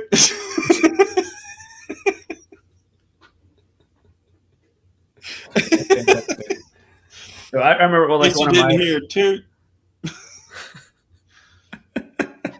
One of my favorites was like when my daughter was a toddler.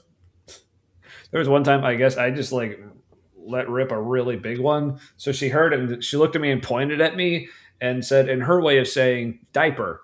So, like she thought I just shat myself and I needed a diaper change. It was pretty cute. So I did not, but yeah. All right. But also Meriden with the good summation, I think. Yeah, Michael Beverly has gone off the rails, which that was unfortunate to see. But yeah, they've been quite abusive. People don't agree with them. Yeah, so that's really weird. Do they still think they're like protectors and shit? Oh yeah, this is still like an ongoing thing. It's really. This is like really weird and possessive. Of the woman involved. Mm-hmm. No means no. Right?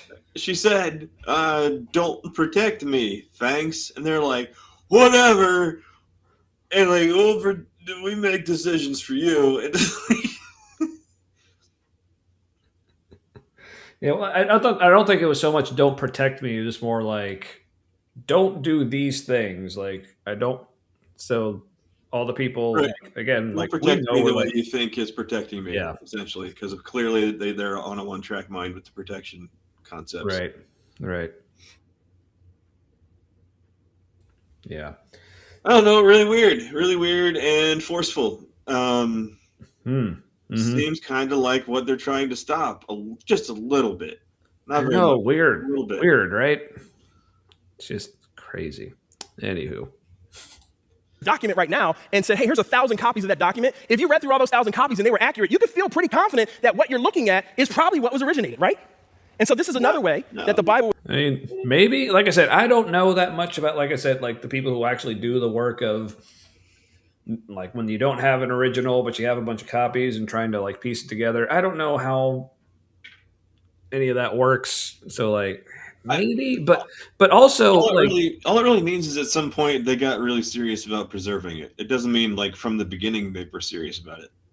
Right. But also, like, if you think about it, isn't it kind of weird that we don't have any originals? Like, given the nature of what this book is supposed to be and how interested God was supposed to be in preserving it, Yeah. Like, why are there no originals? You'd think we would have those. But I mean, we have the original Constitution. I mean, like, why can't you hermetically seal things in the Bronze Age either? Like, yeah, like, yeah, why couldn't God like show them how to do shit like that? So put it all on stone tablets. I'm sorry, you lost the ones you had on stone. So I guess God was like, you can't be trusted with tablets either. Let me introduce this whole system where you got to copy it. We're going to put like rituals around it, and so you guys don't fuck it up because you're losing tablets that are made of stone. But even put them in a special ark that killed people who looked at them. Like, you know what probably happened? They were probably like hidden away somewhere, right? And they fell out, and they're like, everybody who knew where they were was there at the time. So the tablets just killed everybody who knew where they were, and hidden forever now. Yeah, but speaking of which, great episode about the Ark of the Covenant on Bad Science Sunday this week with the special guest Dr. Kip Davis.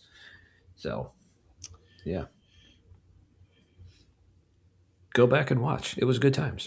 Was Raiders of the Lost Ark, was that true?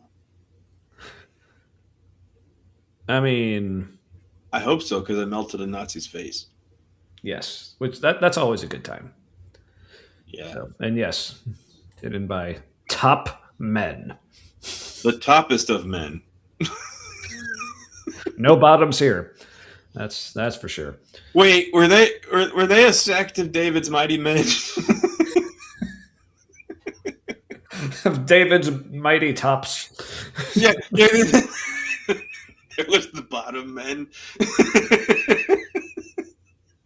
And what a good time for the real Millie to rejoin us. Good to see you. Wait, what's that called when they do it at metal concerts where the two walls run at each other? Oh, the wall of death. Yeah, the wall of death. I just David's mighty men because they were like warriors and shit, right? So it's probably kind of metal, and so like the bottoms and the tops just do a wall of death at each other.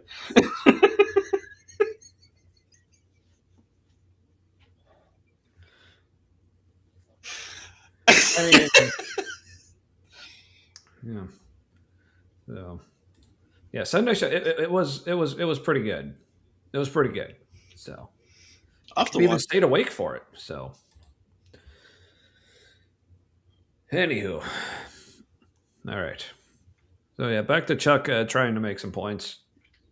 Go, Chuck. Was preserved. And here's what's interesting with this. There was a discovery that happened in 1947 that completely took this to a whole other level. In 1947, some shepherds in So, Kip, you may have heard of this. A whole other level. In a desert area in Israel were throwing stones and they hit a pot. And then when they went in the cave and figured out what that pot was, it turned out that it was the Dead Sea Scrolls. You may have heard of that. You can look it up, the Dead Sea Scrolls. And what the Dead Sea Scrolls was is they had copies of the Bible that went back to a certain date. But the Dead Sea Scrolls took that same portion of the Bible back 1,000 more years. So they were able to look at a copy that was way, way, way, way down the line. Because that's what the Dead Sea fragment, right? Yeah, but also but I love the way that's how he's distilling like the entirety of all the Dead Sea Scrolls. Like we had a part of the Bible, and the Dead Sea Scrolls took that part back 1,000 years. I guess there were a few other things to it, but that's the fact that that's how he's summing it up is interesting. So, Pop.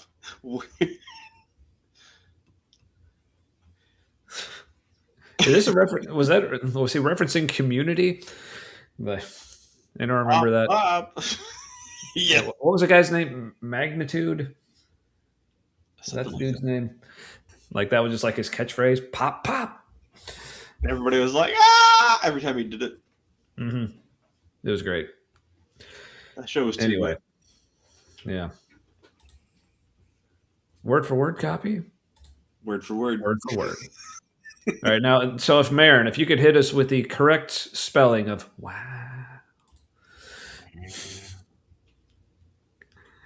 Yeah, way down if we look at that chart again, the line from those copies. What's the spelling of a nasal O? I think that's where you add all the A's in there. So it's like, wow. Wow. Yeah. So yeah, noise ending. Yeah. Word for word, word for word, word for word. Wow.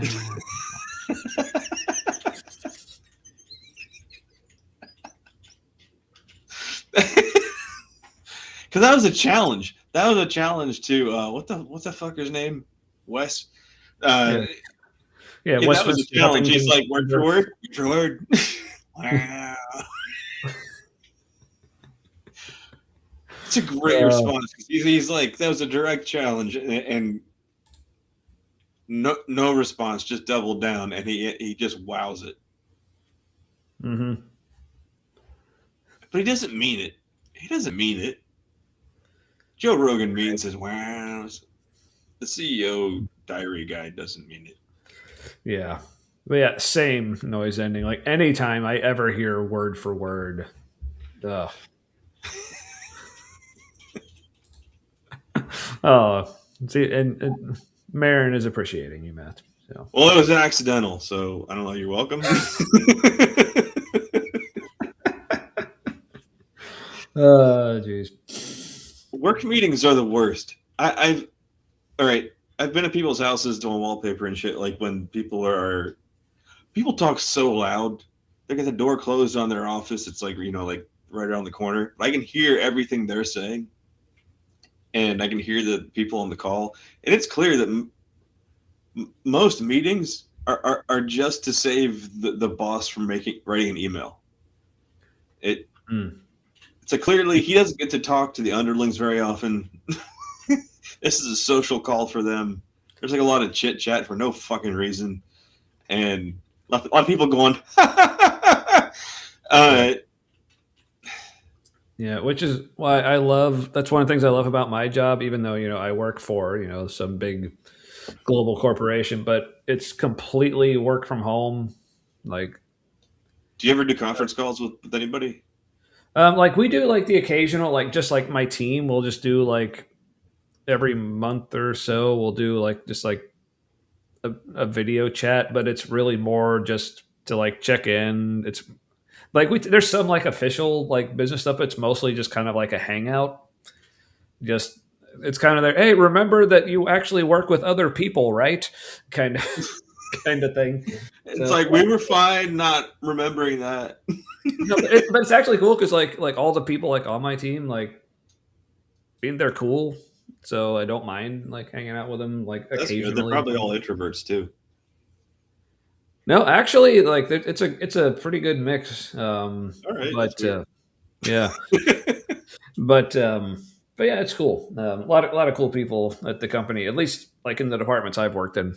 But yeah, so but I'm glad for the most part get to avoid like the usual like typical like corporate bullshit stuff. I just because like I'm just good at what I do, so they just leave me alone, let me do my thing, and it's great. So. Yeah, they're like, would you like to be a manager? No. I'm a coordinator, so I mean I'll take that. But yeah.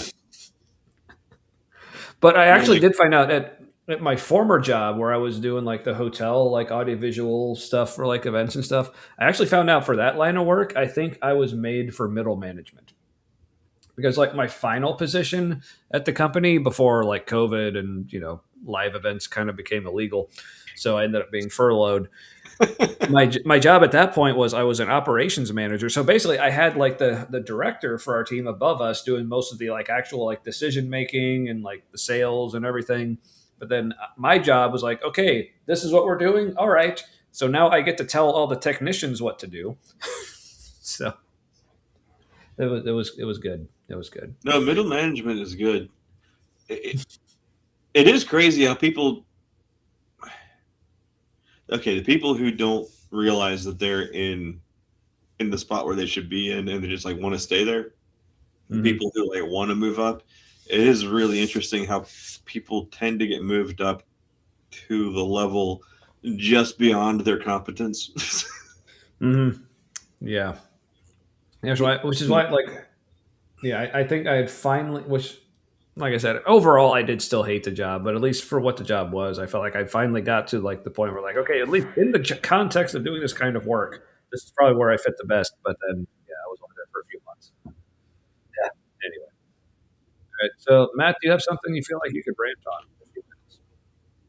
Oh, sure, maybe. Or here, let's watch a little bit more of this, and then you can rant on whatever Chuck says next. Okay.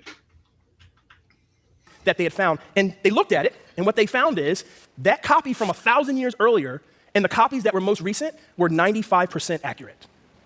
So at least they're not going word for word. So, but also, like, it's hard. Wait, 95%? Because he's just talking about the entirety of the Dead Sea Scrolls are 95% accurate to what? Like, which parts, like, what is he comparing here? How important is that 5%, though? Well, I mean, he is about to say. So. 95%. And in fact, the 5% that wasn't accurate was mostly spelling differences because they didn't have conventional spelling. So there were multiple ways to spell a word, spelling differences, and some slips of the pen. And so again, I just want you to know. Some slips of the pen. I thought they were real careful, though, Chuck. Right. All right. Well, I'll be right back. He's not doing great at eliminating doubt.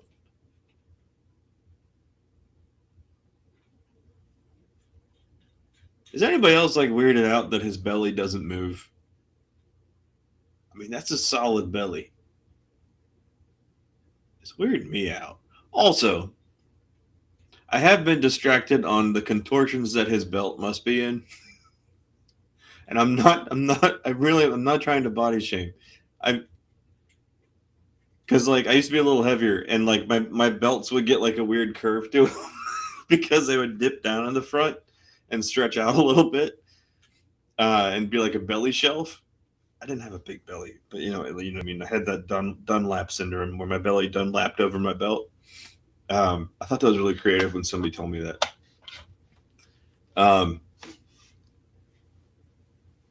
Somebody's noodling around on a guitar. That's crazy. How are you able to noodle around on a guitar? Also, haven't heard that called noodling before. How exactly are you playing that guitar? Like I can't. There's certain kinds of music and certain kinds of lyrics like I can't listen to it. I'm trying to concentrate. So I'm kind of impressed that somebody can listen to other people talking and mess around on the guitar. Now, if it makes you feel any better, so I have never been what anyone would call chubby or portly or anything, but my belt also does that weird curve thing. So maybe that's just get in my belly, belly. There you go. That movie was such a weird combination of gross out humor and good character acting. But Mike Myers is like pretty neurodivergent to the point that like sometimes he was rude to people. And it's kind of hard to tell if he was actually being a jerk in those moments or if he was just being really neurodivergent. Because Saturday Night Live is a high stimulus environment, like high demand. Everybody's performing at their peak. Like when you see like what goes on behind the scenes with like the makeup and the hair people and the costume people and like how quickly they turn things around, like. Right. They're all like some of the best at what they do. Yeah, it's impressive for sure.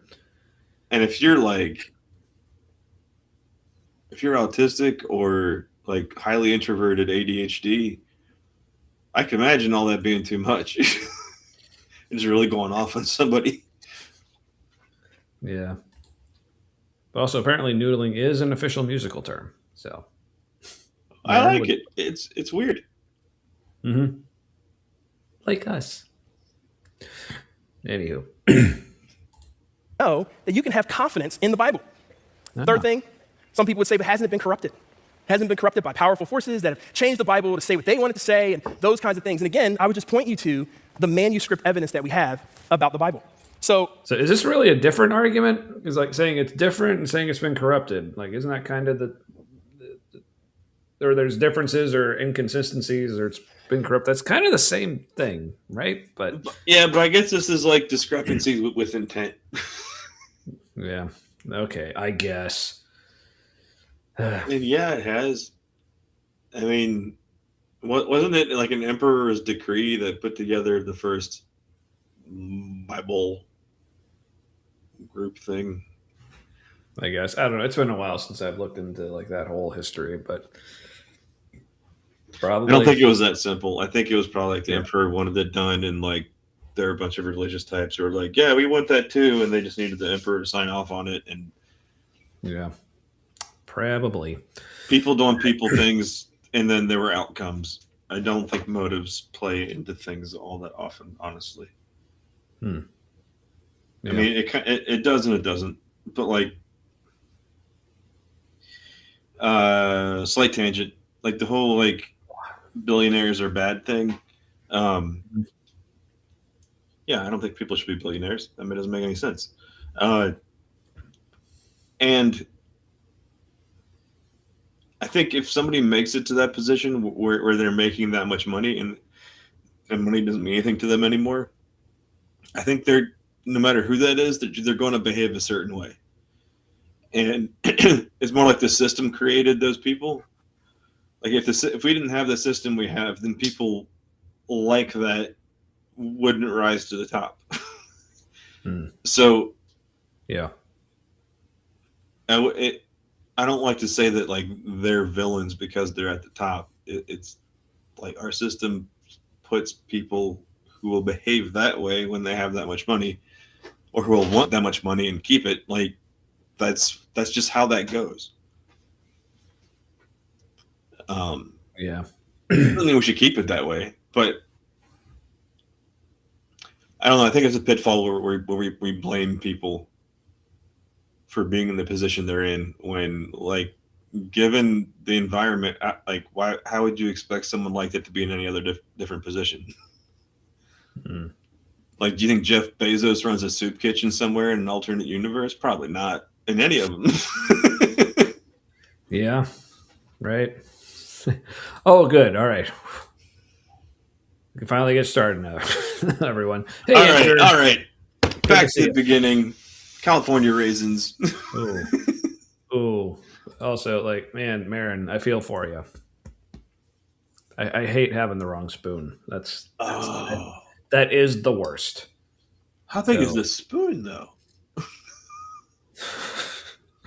All right, so everyone, we're starting to take up a collection for Marin. No, sorry. No. I will say, though, in college once, we didn't have sugary cereals when I was growing up, so I was trying out all of them when I was in college. And I had like a mixing bowl that was like had a bunch of Fruity Pebbles in it, and I was like eating it with a serving spoon, and it was glorious. Just mouthfuls of mostly Fruity Pebbles and a little bit of milk. Also, hey.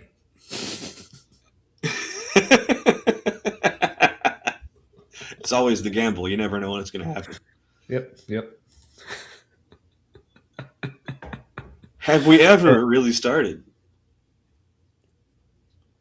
It's all been an appetizer to the apocalypse. Is this even a show? No. Ricky Gervais was on the Late Late Show with Craig Ferguson, and which is essentially an improv show, and the premise is late night talk show. Ricky Gervais was there, and they're having a conversation, and he just looks around at one point and goes, "This is not a chat show." And Craig goes, finally somebody gets it. Yes. Yeah, I think that's like kind of how you've described this show. It's like it's not like a real show. It's more there's like a bunch of people hanging out and we're just playing YouTube show, and it's just me and Matt happen to be okay. We'll pretend to be the hosts, and then you all like play the part of like the chat. And yeah, honestly, the whole like this whole YouTube like friend group is a lot of people's special interesting at other people, Mm-hmm. and the audience enjoys it. Yep, indeed. I enjoy it. So We have more copies of the Bible than we have of any other document in antiquity. And so when people say, like, well, how do you know that the Bible was accurate? How do you know these people actually lived? Was there if you're buying copies of the Bible, you mean currently like in print? Or it's like, yeah, it became a popular book, so lots of people wanted a copy. But I More think he's going, copies equals more reliable. yeah, no, but I think he's going more into like the actual manuscripts, if I remember correctly. But yeah, I'll let him keep going. real Jesus? I just want to run this by you. So how many people believe Caesar was real? Like there was a Caesar, there was a Julius Caesar. I've heard this before. First of all, I love how long it took them to get to Julius Caesar. First, like, how many believe that Caesar was real? Like, do you have any idea how many Caesars there were, Chuck? Which fucking one? You mean the first one? The one who called Julius Caesar, and they just named everybody else after him. Yeah. So Right? Beyond what you read in your Shakespeare book, right? Well, we only have 10 documents, 10 manuscripts from antiquity that are credited to Caesar. We only have 10. okay, credited to Caesar, meaning like based on what he's following this with, I'm assuming that means like written by him. Like, okay, Yeah, there's all kinds of government documents written referencing him. He was on coins. He was in art. right? Like, All kinds of historians mentioned him, but when it comes to like just him writing stuff, okay, but this is compared to all the documents we have that are attributed to Jesus, which are none. oh, that's right. Not even any like legit, like for sure attributed to anybody who was present when he was alive. Little Caesar. Hey, you know what? Have you had Little Caesar pizza lately? I don't know if it was always this way, but isn't that sauce like weirdly flavorful? See, I There's don't know. hardly- Here's one of the weird things about me is I prefer my pizza without sauce. Ah, So yeah. Well, Little What's now? Caesars is basically without sauce. Like, there's so little. This is what freaks me out about it. There's so little sauce, but like that little bit of sauce you have, it's like so much flavor. Like it's clearly artificially flavored, and went full MSG or something. yeah. Um, All I know is like there's a Little Caesars, like the one that's closest to us. Like I feel bad because like my son like loves it and it's super cheap. So I always just like try to order. Yeah, I'll just take a pizza, but it's like without sauce. Like literally, like every single time we have ever ordered from this Little Caesars, they have messed something up. So I told my son like, look, dude, I know you love Little Caesars, I love you, but I am not going there again. It's like it just became too it's a frustrating. hassle. Do they only have the hot and ready pizzas there? Well, no, they do have other stuff, but it seems like if you order anything else, they are just not prepared for it. Which, okay, fair enough. Like if that's just what they want their business to be anymore, it's just like the hot and ready. You drive up, pick it up, whatever, and go. Okay, that's a cool model if that's all you want. But unfortunately, for those of us who want to do something else, it just never works. Okay, here's the thing though. I used to work at a printing company like years ago, and we printed a lot of promotional things for hot and ready pizza. It was for Pierre Foods, which is at least I don't know if they're only located in Sharonville, Ohio, but like they have a location there. It's made in a like factory commissary, and then I think it's just refrigerated and shipped to those locations, and they reheat it on site. Like it's fancy school pizza essentially. Mm-hmm. Yeah, but all right. So I don't know what this was in reference to. I know. I saw that and I was like, oh, a little harsh. But and this is good. Yeah, apparently they remixed the sauce a few years ago in response to Domino's discovering that spices exist and can be put. I remember Domino's the is whole, like, another Domino- one where there's too much flavor for the amount of sauce, and yeah, there's real spices in there because you can see them, but they're also using artificial stuff, I think, for it to be that potent. Mm-hmm. No, so I just had to point this, bring this one up. I appreciate it. Thank you. Anytime something? I do like extra sauce on the pizza. Oh, so you are what's wrong with the world. Only on certain pizzas, though. Like La Rosa's with extra sauce, I do like that, even though their sauce is weirdly sweet. See, that's the thing. Like that's okay. So okay, I need to. I haven't had La Rosa's in years because I can't because of the real cheese. Right. So for people not familiar with it, La Rosa's is a local Cincinnati. I mean, they have it in like other cities, but like it started here. It's like it's probably when it comes to like local Cincinnati stuff, it's like the pizza place. It's white trash Like- pizza, though. But like most, like I mean, I love Cincinnati. I've loved living here. Like I came here for college. Like I'm not originally from here, but I consider it my like adopted hometown. But when it comes to the people here and their preferences in restaurants and what they think are like the best local spots, like makes absolutely no damn sense to me. Like La Rosa's pizza, I absolutely fucking hate it. I think it's just gross. Or like what else? Yeah, the whole like Cincinnati chili thing. Like yeah, it's okay, but I do not understand why people get so obsessed with it. Like It's because it's unique.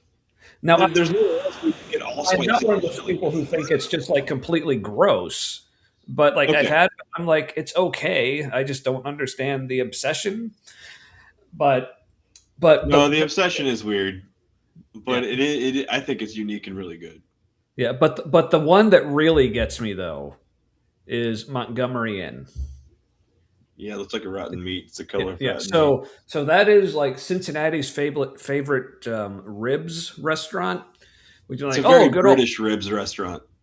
yeah, with the boiled because meat. like because their ribs are boiled, and the meat is like gray, and so like I do not understand why people like that because like we have like actual barbecue restaurants here in town, like places like Eli. Yeah. I don't know if Waltz is still Eli's is around. amazing. Burbank's Waltz is really good, but that's gone. But yeah, but we have a Yeah. perfectly good Eli's. Like it's still there. I mean, among other places, like they're like even like City Barbecue, like the chain is like so much It's better. all right. Yeah. Yeah, but yeah. So to me, that ultimately settles the debate because apparently there's this debate in like Cincinnati: is it a northern city or a southern city? I'm like, the most famous, most popular ribs restaurant here, the ribs are boiled. Like this is a northern city. You try to boil your ribs in the south, you will be shot. Like it's not even a debate. I don't know why people still discuss that. But anyway, all right. Is boiled meat Ranch like over. exclusively a British thing? I don't know. Might be. It removes a lot of flavor from the meat. Mm-hmm. Montgomery Inn is really mostly about the sauce, which is Yeah. like it is Yeah, a which- unique sauce and it's not bad. Yeah, I mean, the sauce is okay, but again, it's not.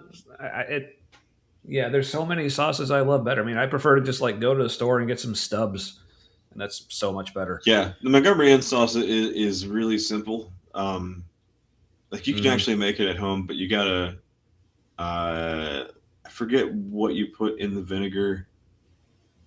Might be rosemary. There's something that like you soak in the vinegar to get it, and like that's the real key. There aren't that many ingredients in the sauce. It's kind of like a fancy barbecue sauce. It's like a fancy chef barbecue sauce. Yeah, The it's best almost sauces like I think have just like a ton of spices in it. And the way I would describe like Montgomery's Inn's barbecue sauce, because people who know Arby's, Arby's sauce, I guess is technically supposed to be a barbecue sauce. To me, like Montgomery Inn's barbecue sauce is kind of like what Arby's sauce was attempting to be as a barbecue sauce, if that makes sense. But anyway, a little bit, yeah. Man, getting an Arby's roast beef and just pumping the sauce on it at that like creepy, greasy floor Arby's near UC. oh yeah. That Arby's was creepy as hell. But I was a regular there because I was like right across the street from the dorm I lived in my freshman year. So I Yeah. was over there all the time to the point where it was kind of like my Cheers. Like as soon as I walked in, like the guy in the back knew exactly what my order was. He like started putting it together. That floor was slow motion slippery. Yeah. Like You could fall, but it was going to take you a minute, and so they just didn't bother. Memories. Anyway, Did you ever go to Acropolis Chili next door? no. I don't think anybody did. That was for sure a drug front. Right. Yeah. Memories. Anyway. It's all gentrified How about people now. who thinks Plato was a real person? Like, yeah, Plato, philosopher. Yeah, me too. We only have 7 manuscripts from Plato that would indicate that it was of his writing and about his story. How about Aristotle? Yep, Aristotle. We on board? Aristotle, real person? 49. How about this one? This is one of my favorite ones to read in school. How many people read the Iliad in high school? But again, like, what are we comparing? We're comparing things that people actually wrote themselves versus... And then when we say manuscripts, like, okay, do people realize manuscripts, like, all that means is something that somebody wrote down? Yeah, if the important person wrote it, you keep that one. Right, but in the case of the Bible, again, we have nothing that Jesus wrote. We have nothing that Paul wrote. We don't have any originals of anything. So I think in some cases, like a limited number of manuscripts could be an indication that it's more accurate to what the person wrote, because if there are people around like Plato and Aristotle, like there are students who can vouch that like they wrote those things, and so they're going to keep the writings. Like, why would they copy them? They have the writings. And they've got students who will teach from the writings. Again, with the telephone game, like, even if you're doing your best to keep it as perfect as possible, no one's perfect, and so things will change. And then there are like groups of thought of people in power who say, no, like, this is what God is really doing with this, and then things get shifted a little bit in that direction. Mm-hmm. Yeah. So sorry. So for some reason, like the chat decided to do that thing where it just like stopped. Like mine too. So I missed like the last like good like 10 minutes or so of everything. But I did see this. Arby's in Canada. Oh, I just saw the same thing. Yeah. Good to know, Kip. Good. See, I knew you were good people. You know what's crazy is the Arby's meat, like the roast beef, the chicken is more or less chicken. But I was always a fan of their chicken sandwiches. Like I still am. Like yeah. Remember they had the was the honey mustard and Swiss one chicken sandwich? That was one. Oh yeah, the chicken bacon Swiss, with the honey mustard. Mm-hmm. Yeah. Mm-hmm. But their roast beef was beef, but it was like reconstituted beef plus moisture. Yeah. And then they would slice that. So yeah, it was still, yeah. I mean, it was essentially like the beef version of a McNugget, but without the breading but bigger, and they sliced it. Did you ever have it when they had the pot roast sandwiches? I never had that. No. That was some fake ass meat. That was like Play-Doh factory meat. It's like they took their regular roast beef and put it through like a meat sinew Play-Doh factory screen. It was some weirdly spongy meat. It was not okay. Anyway, so I did that again. I gotta scroll. Shit, you guys are chatty.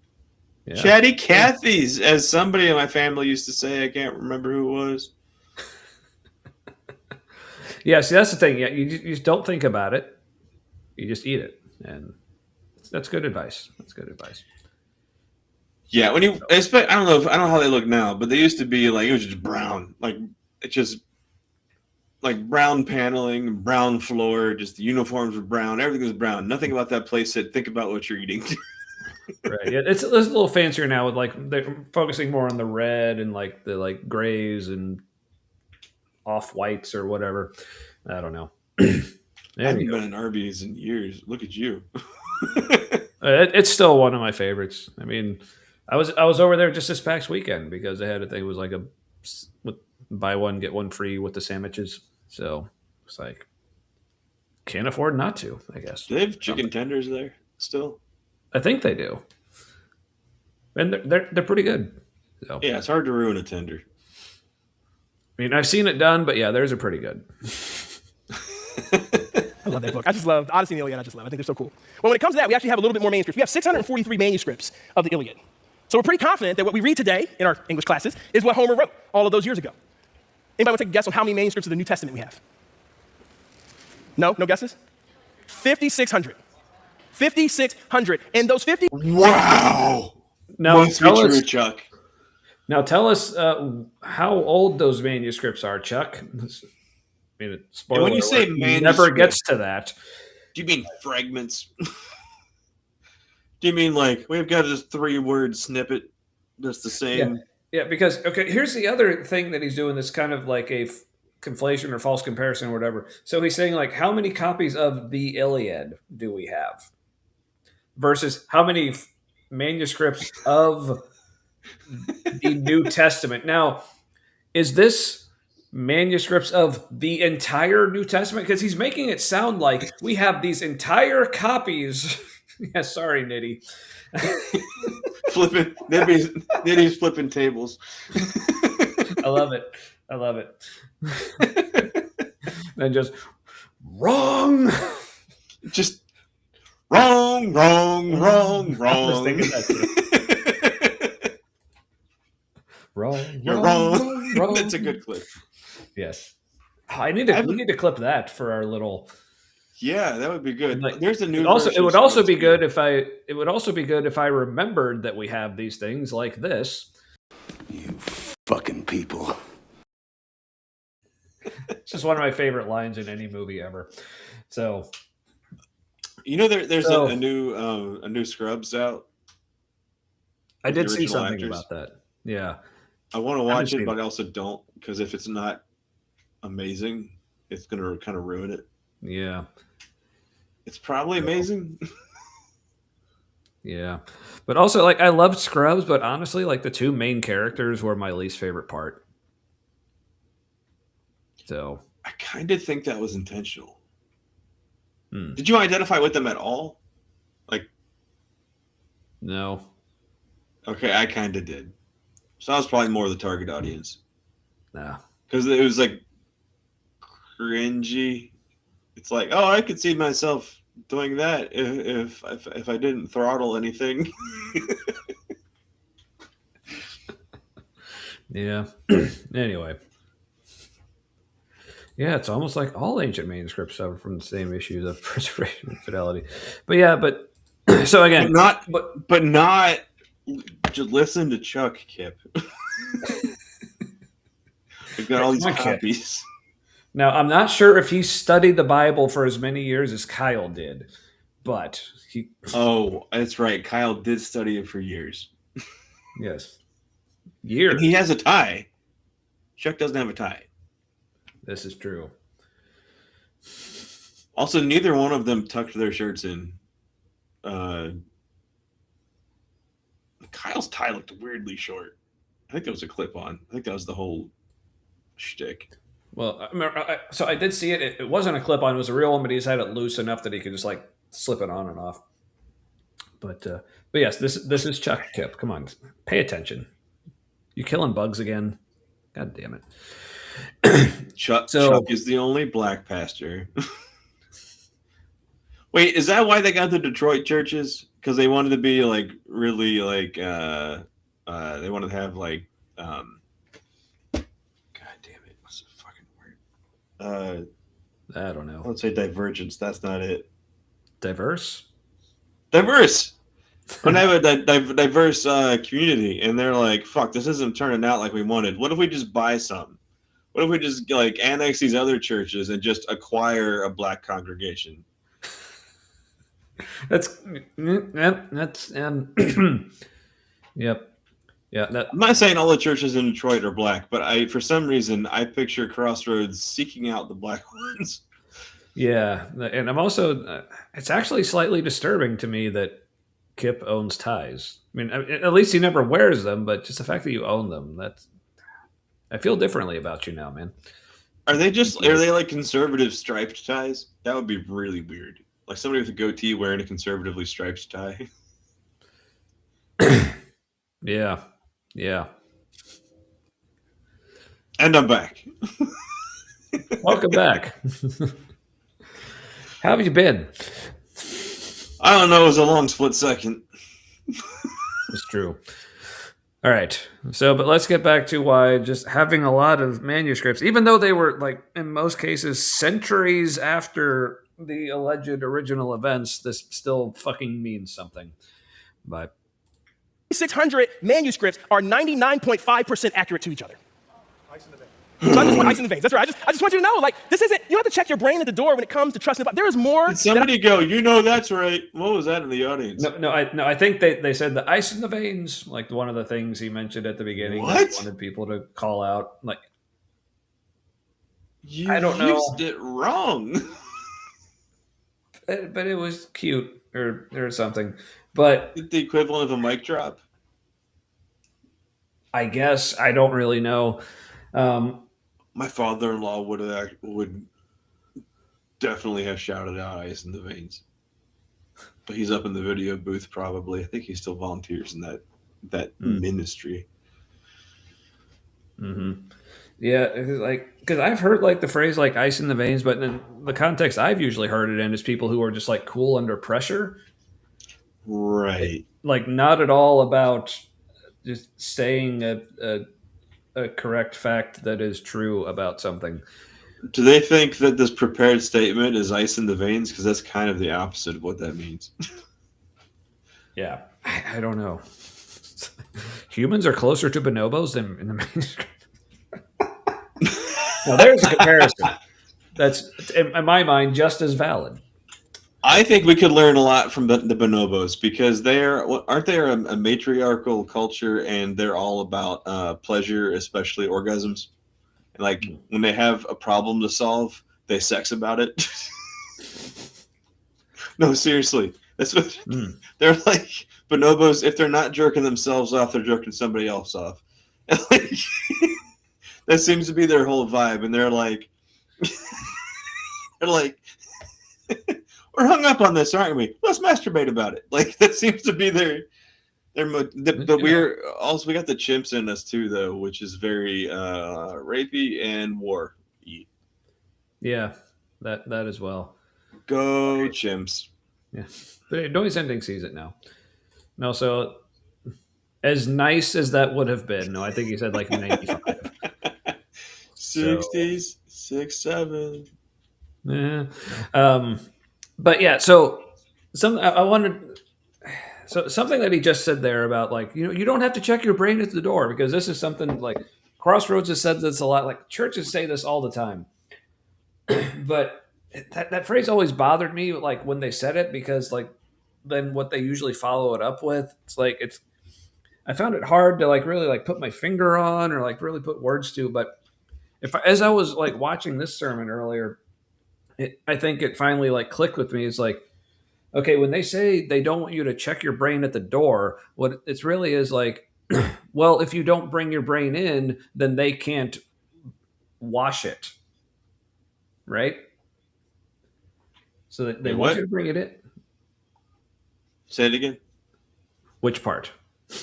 Washing it caught my attention. What happened right before that? Several things. I was distracted by the chat. So talk about this, like how he says the whole you don't have to check your brain at the door thing.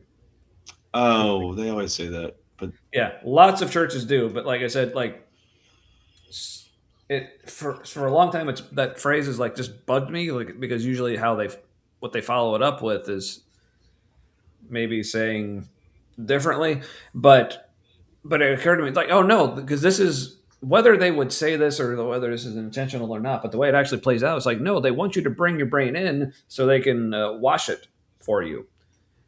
It's like, no, you don't check your brain at the door, like bring it in so we can fix it. It's like, that's what they always say. Like, no, your questions are welcome so they can give you their answers for them. Yeah, they accept you for who they perceive you to be. Yeah. No, or they accept you for who they know you're supposed to be. Like, that's what I mean. Like, who they can shape you to be. Yeah, what they can make you. Yeah. So like if somebody comes in and they're like gay or trans or like on the spectrum anywhere in the queer yeah. and they're like, well, yeah, we accept you for who you are. What they mean by who you are, who we know we can make you if you submit long enough. Yeah. So see, yeah, of course we accept gay people into our church. How else are we going to fix them, right? Yeah. But see, James gets it. But we won't trust you fully with children. There's a limit to how high you can move on the volunteer responsibility chart.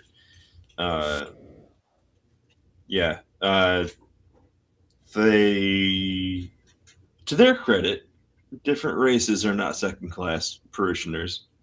Where Congregants. Yeah. Congregants. They don't even use that word. Community members is what they say. Yeah. But yeah, they have second class community members for sure. Which is why some people we know left. Yep.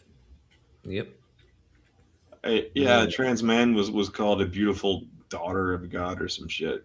That's like a compliment. And it's like, cool. Nope. Yeah. So I mean,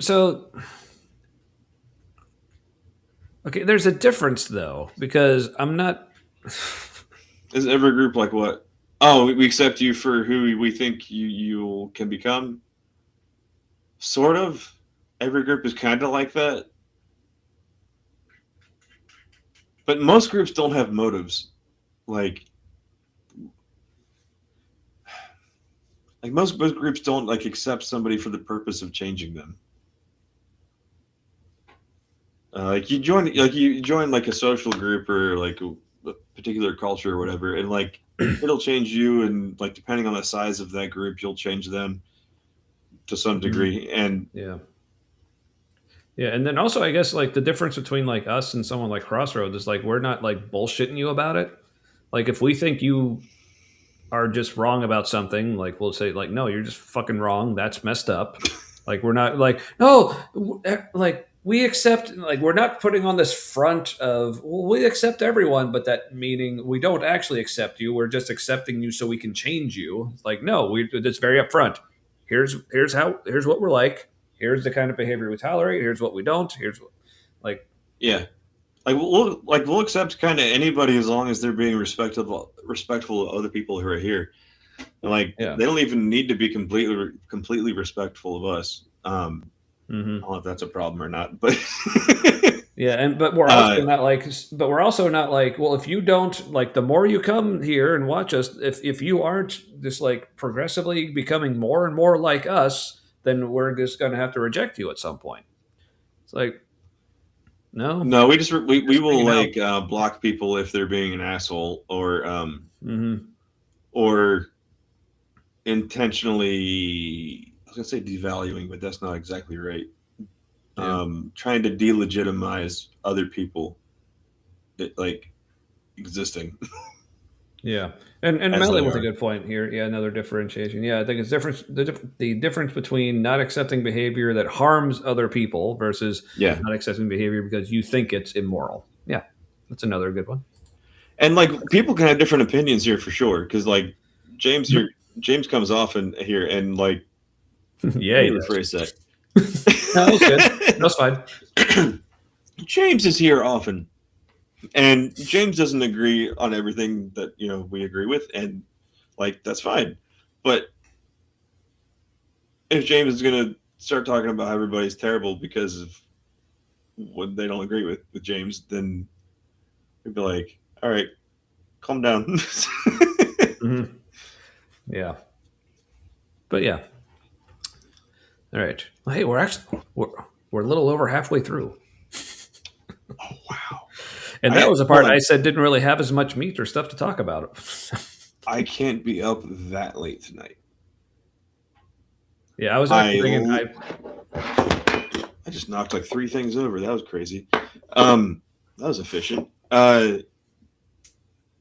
Yeah, I didn't commit to midnight with my spouse, but I don't want to go like probably 12:30 is my hard stop. Okay. So I was actually thinking like this is a bit of a longer one. So maybe like since it's kind of like a 2-part thing, like he has like the more intellectual, but then he gets to like other stuff kind of in like the second half of the message. So You can see maybe the floofy stuff. yeah, so maybe we'll like save that for next time or That's fine. like so Yeah. you want to actually do this one like next week or just like the next end of the month or I don't know. Next end of the month is too far. We can do it next week. yeah. Sounds good. Yeah, our show, our rules. Fuck y'all if you don't like it. Yeah. Ha. Deal with it. All right, so There's a great band called Bonobo. I think that's what it's called. I think It's I've heard of like down tempo, get it on music. them. Ooh. It's down tempo electronica, but Yes. Trophy yellow smiling indeed. Yeah. somebody used an emoji that Yeah. our platform Also- can't handle. Is this a threat? Is that a Slavic saying? I am I don't know. unfamiliar. I don't know what's happening, but I can't, I'm having a hard time with words tonight. What's propositioning? I'm like, are you propositioning me? yeah, he'll show you how far that dog can go. Anyway. All right, so let's finish up the like intellectual nerdy portion of the message, and then Wait, what does he wear? wear when he's not being nerdy? He doesn't have cape. any special. Oh, that's when the stuff. cape should come out. Oh, yes. So hey, that's all right, Fox. Neither do we. But I don't know. Part of me, at least in this instance, I think I like it that way. Yeah. Yes. I'm Words not are sure I hard. wanna know. Also, James, I think, is from Eastern Europe and likes Russia a lot. So it's probably euphemism from somewhere over there. Yeah. But yes. Words are hard, almost like kind of like physics. So Words are hard, like bonobos.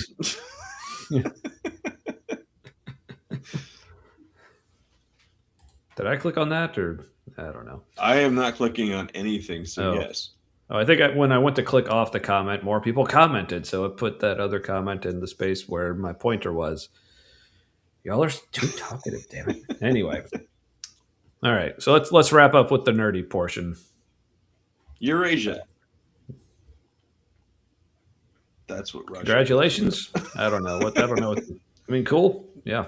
No, it's true. The concept of Europe and Asia as different continents is just stupid. It is one Eurasian continent. Yeah. I mean, especially like how they like divided Russia. It's like in both. It's like so weird. Yeah. Anyway. The Caucasus Mountains are like the dividing line or something, which doesn't make any sense. It's one landmass. Get over it, everybody. I could give you more than I have time for, but let's just be clear. All of this is really because the deeper question is this. What we really want to know is, can I trust this thing with my life? Can I trust this Bible and bend my life to it? Sorry, That's really the that question little walk that we're he asking. did cracked me up. He's like, boop, boop, boop. With my life. Can I trust this Now, to Bible? be fair, slightly sped up.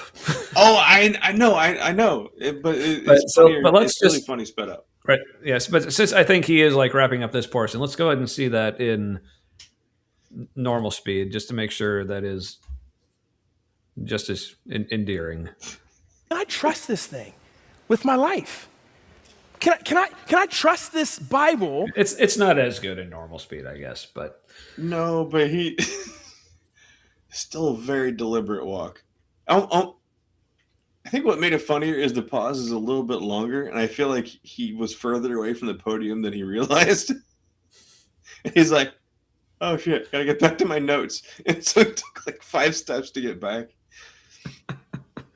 no, this is fair. Yeah. If you ask a Russian if they're European or Asian, they'll tell you they're Russian. Fair enough. Oh yeah. That's why I remember hearing like, because like, since Scotland became part of the United Kingdom, I think this was on Rick Steves' Europe from the good old PBS. He was visiting Scotland, so he was talking with this Scottish dude, and he was asking him like, so how do you consider yourself? Do you consider yourself just like British or Scottish or like how like Scottish first, Not British. whatever? Like, so, but I love the way the Scottish guy responded. He's like, so first we consider ourselves Scottish. Second, Scottish. And third, British. It's like, that's a very Scottish answer. And I appreciate that. I could also see him saying Scots Irish for the second, because they do have a lot of just dropped my lighter. Yeah, they do have affinity, like the two like Celtic groups. They do have an affinity for each other. Yeah, well, being conquered and all. Yeah, well, apparently not this guy. So, anywho, all right, let's let Chuck finish up on the nerdy section here. And bend my life to it. That's really the question that we're asking. Because if it's a work of man, why follow it? That's a waste of time. And to be clear, 2.6 billion people around the planet would orient themselves to the Bible today. That's a... Doesn't make it right. Yeah, it was like... So, but I'm wondering like how he's like... So, but to me, that was curious the way he like was kind of like wrapping up this section, kind of transitioning into the next, which what he's doing here. He's like, yeah, we could go through all like the, the manuscript and like textual evidence. He's like, but really, the real question here is like, can I trust it? It's like, isn't that all connected though? Like, isn't like whether or not you can trust it, shouldn't that depend on like how accurate we think it is, or how many errors there are, or how many like disagreements or whatever? Like that seems like it's all kind of the same thing. But he's like, no, that's not the real question. The real question is, can I trust it? So whether he's not directly saying this, but almost the way that's being set up is like whether or not you can trust something is like irregardless of what the actual evidence says about it. Yeah, he's giving reasons why you can feel comfortable trusting it. Mm-hmm. Not reason, excuse me, not reasons why you should. Right. Like exactly. Why the vibes are right. Mm-hmm. Yep. So yeah, so you weren't too far off about like the whole like vibes thing. We haven't even gotten into the honey. This is a long one. Yeah. So, and I've noticed like a lot of their like a lot of the more recent ones I've been looking at, like the science versus the Bible one that they mentioned with Kyle. That's another longer one, but yeah, that's interesting. That seems like that feels on purpose. Like everything they do is very intentional and driven by like the data they're getting from the app and from attendance when there's different things and viewers and all that. Like. Yeah. So what do you think we can speculate from that? Like what's going on there now? Do they think clearly they either think people want or need a more in-depth weekend thing? While not really going more in depth, it's just more of what they usually do. Yeah, which is weird. But also I think here he's actually the way he words something, it almost makes it sound like there's even a part of the message that he just like skipped just to like get to the other stuff. But yeah, I'll see if he says that here. Massive waste of time if it is a work of man. But what if it's inspired by God? If it's inspired by God, well, then we're left with a deeper question. I'm actually going to move forward a little bit because I want to get to this. I just would say... right there. He's like, oh, got to move forward like so we can get to this. So yeah, so now he's transitioning into the second part of it. So yeah. If we're doing what ifs, like what if it's not? Mm-hmm. Like if the basis of the argument is like what if, well, like the implications of that are profound, and look how amazing that is. Like what if it's not? Then that's also pretty profound. Mm-hmm. Mm-hmm. Yeah, they really do shoot themselves in the foot over and over again. Just opening like patterns of thought up to things that aren't working in their favor. Or for the focus of just this particular talk. That's what we called them, right? Talks. We didn't call them lessons, or we didn't call them sermons. Don't do that. Or maybe messages. Maybe it was a big one. Ooh, a message, yeah. Mm-hmm. Yeah, get. So. Yep. Hey, you know what I found in a pack of bubble water? A tract. Ooh. It's a honey of. Oh my gosh, dude, that's a honey of a deal. They gave out honey. God's real. All right, so I think we're done with Chuck for tonight. Then we'll Yeah. pick up this next week. I had thought about us like Yeah. discussing this, but it's just bad. It's just proof texting in paragraph form. It's I was ticked off like people shoving that in other people's water. Just the assumption that like whoever buys that water needs to hear that or will be just cheesed that you put it in there. It just bothered me. Mm. It's like, cool, since everybody's like you, go ahead. Right. Yeah, but Melly with a good question here. Like, why is it a massive waste of time to find meaning in a book written by humans? Right. Yeah. Chuck just talked about how much he loved reading like the Odyssey and the Iliad. Like I'm sure he'd say those were just written by people, but he apparently found something cool in those. But Yeah. But you can find Yeah. truth in that, but it's not the truth, TM. yeah. So And like a truth is fine. Your truth is fine. The truth is what we're looking for. And that's mostly in science. I say mostly just because doesn't cover everything because we don't know everything. right. But yeah, that's honey of a deal. Is that a pickup line or an OnlyFans account? I don't know, but they did use the exact same font that's on the honey bear. If you get honey in a honey bear, like the brand, whatever that brand is, that's that font. Mm-hmm.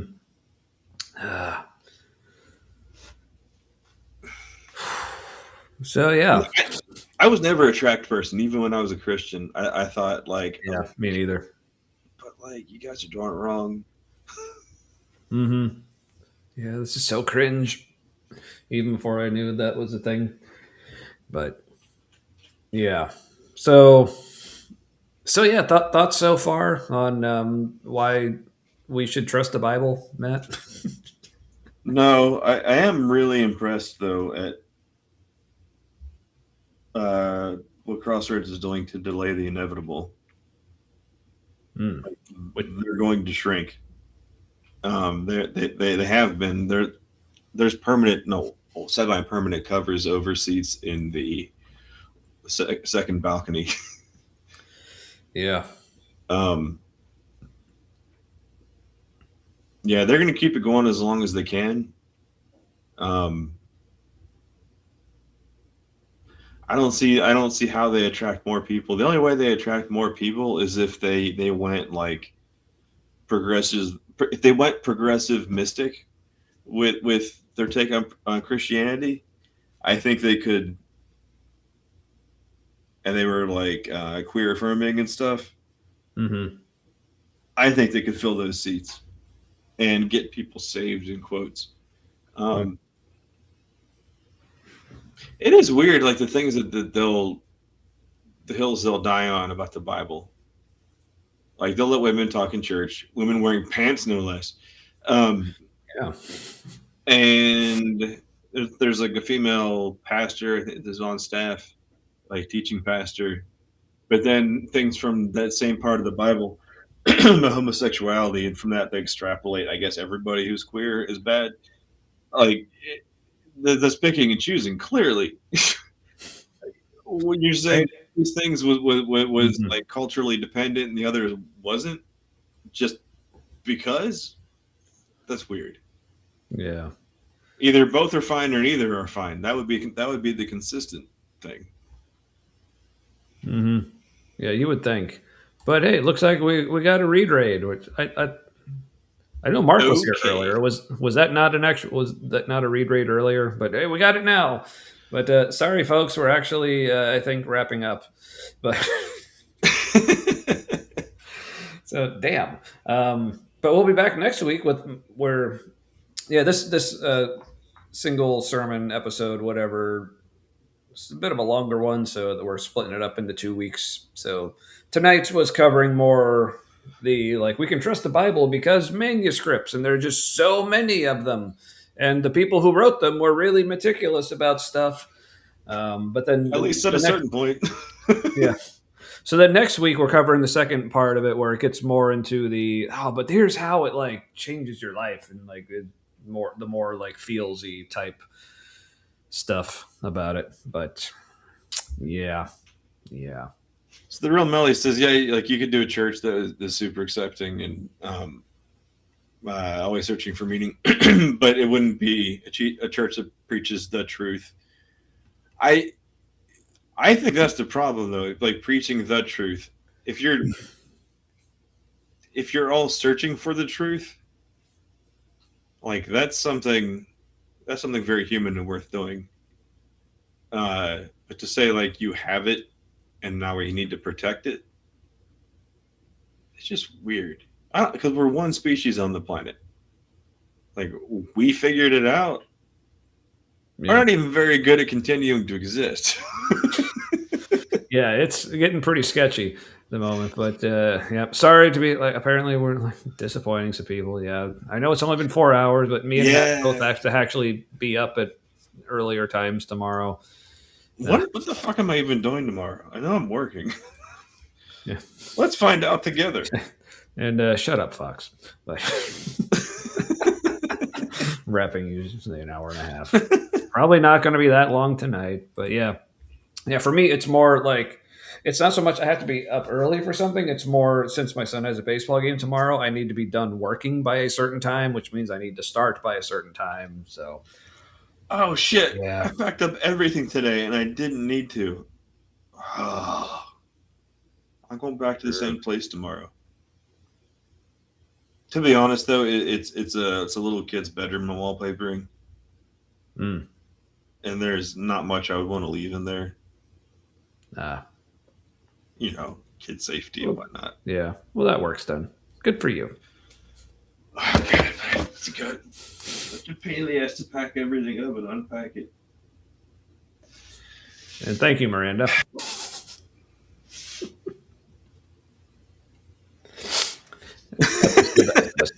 I guess. Happens to everyone. Sometimes all the time. Yeah, sometimes. Correct. Giggity. Shoot, there was indeed. I forget the name of it. If you guys watch anybody who's listening or watching knows the Y-Files, there's a podcast version of it called The Basement, and there was a guy on there who's apparently during the Cold War there was this fake Ukrainian Orthodox church that was sort of a CIA front, or it was. He like became a part of it. Anyway, that just reminded me of that. Cool. Sorry, a lot of things overlapped in my head, and I decided to share. Probably shouldn't have. That's okay. We appreciate it, though. All right. Well, so yeah, I guess come back next week, and we'll finish that sermon series. And also, in case you missed it at the beginning, probably me, sans beard. So, because I'm just kind of getting tired of it, and I'll still be keeping definitely like the mustache and maybe like a little patch or something here, so it might look more just something like this. Yeah, I was going to say might as next well. week. Yeah, but yeah, because I feel like especially like are you the triangle soul patch thing? Oh no, I'm basically just like whatever. Like I'm just gonna just keep whatever's here because like the patch here is actually kind of long. Like it almost goes like down all the way to the tip of my chin, which I kind of like. But also like I just really enjoy still having a mustache because I think it makes it look a lot better when I make this expression. Yeah, it does. Yeah. So yeah, you kind of round out this a lot. It's a good expression. Yeah. Yeah, I do that a lot, especially with the kids. I'm like, yeah, it doesn't look as good without the mustache to do that. It loses its power. It does. So it goes from to yeah, but also people remember like couple of years ago, I actually did like last time I shaved everything, I shaved like everything. So I was like just completely bald faced. But It was like a seal. but I think that was a bit of a mistake. But my favorite reaction was from my Far daughter. too hydrodynamic. But my favorite reaction, like from my daughter, I asked her, like, "How do I look?" And her response was, "You look like you sound like a frog."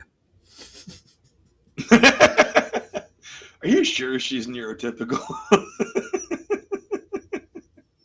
Well, at least compared to the rest of us, she is. But yeah, It is a spectrum. this is true. But yeah. So say bye to the beard, at least for now, because obviously, I may change my mind, and I hear they do grow back.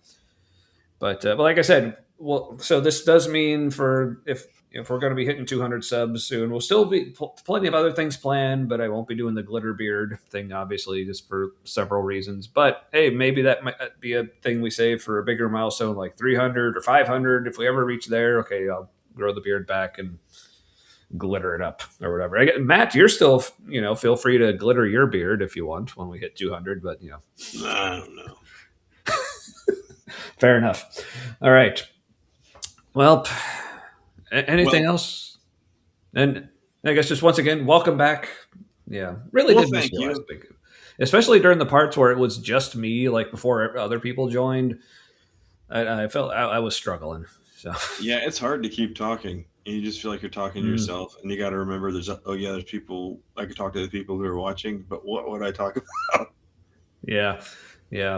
So yeah, you've had to do that for me. Like not too long. It's hard when you don't have the self-importance. Right. Yeah. Yep. Yeah, I think the only time I did a solo and it actually was easy was the one where like it was planned, like we knew ahead of time it was happening. So I was like, okay, this is just going to be the time where I just go more in depth into like my story and my background with the whole like deconversion and everything. So there I had like something to like talk about consistently. So that felt good. Which still, I mean, if you're ever wanting to do one of those yourself, let me know. I'm just starting to unpack some of that stuff in therapy. So probably soon. Cool. I didn't want to unpack things for the first time on a stream. Yeah. Oh, that makes sense. That was probably going to happen. Yeah. So. Yeah, my therapist was like, "I don't think you've talked about your divorce before." She's like, "You mentioned it, but you haven't talked about it." Yeah. I was like, "Yeah, that's weird.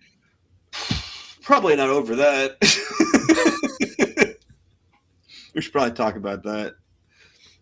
It's like, yeah, that's weird. We've been talking for months and I haven't. Yeah. Also, for those curious, he's not talking about divorcing Aaron. Like this is previous. No, it's a previous. For the best. Also, apocalyptic at the time. Yeah. Yep. So I guess stay tuned for more of that at some point, I guess. But yeah, next week, back to finish off this sermon by Chuck about why we can trust the Bible, but now for different reasons. So, yeah. I don't know. Anything else, Matt? Hand of Sauron sounds like a I got it sounds like a plot point in a porno.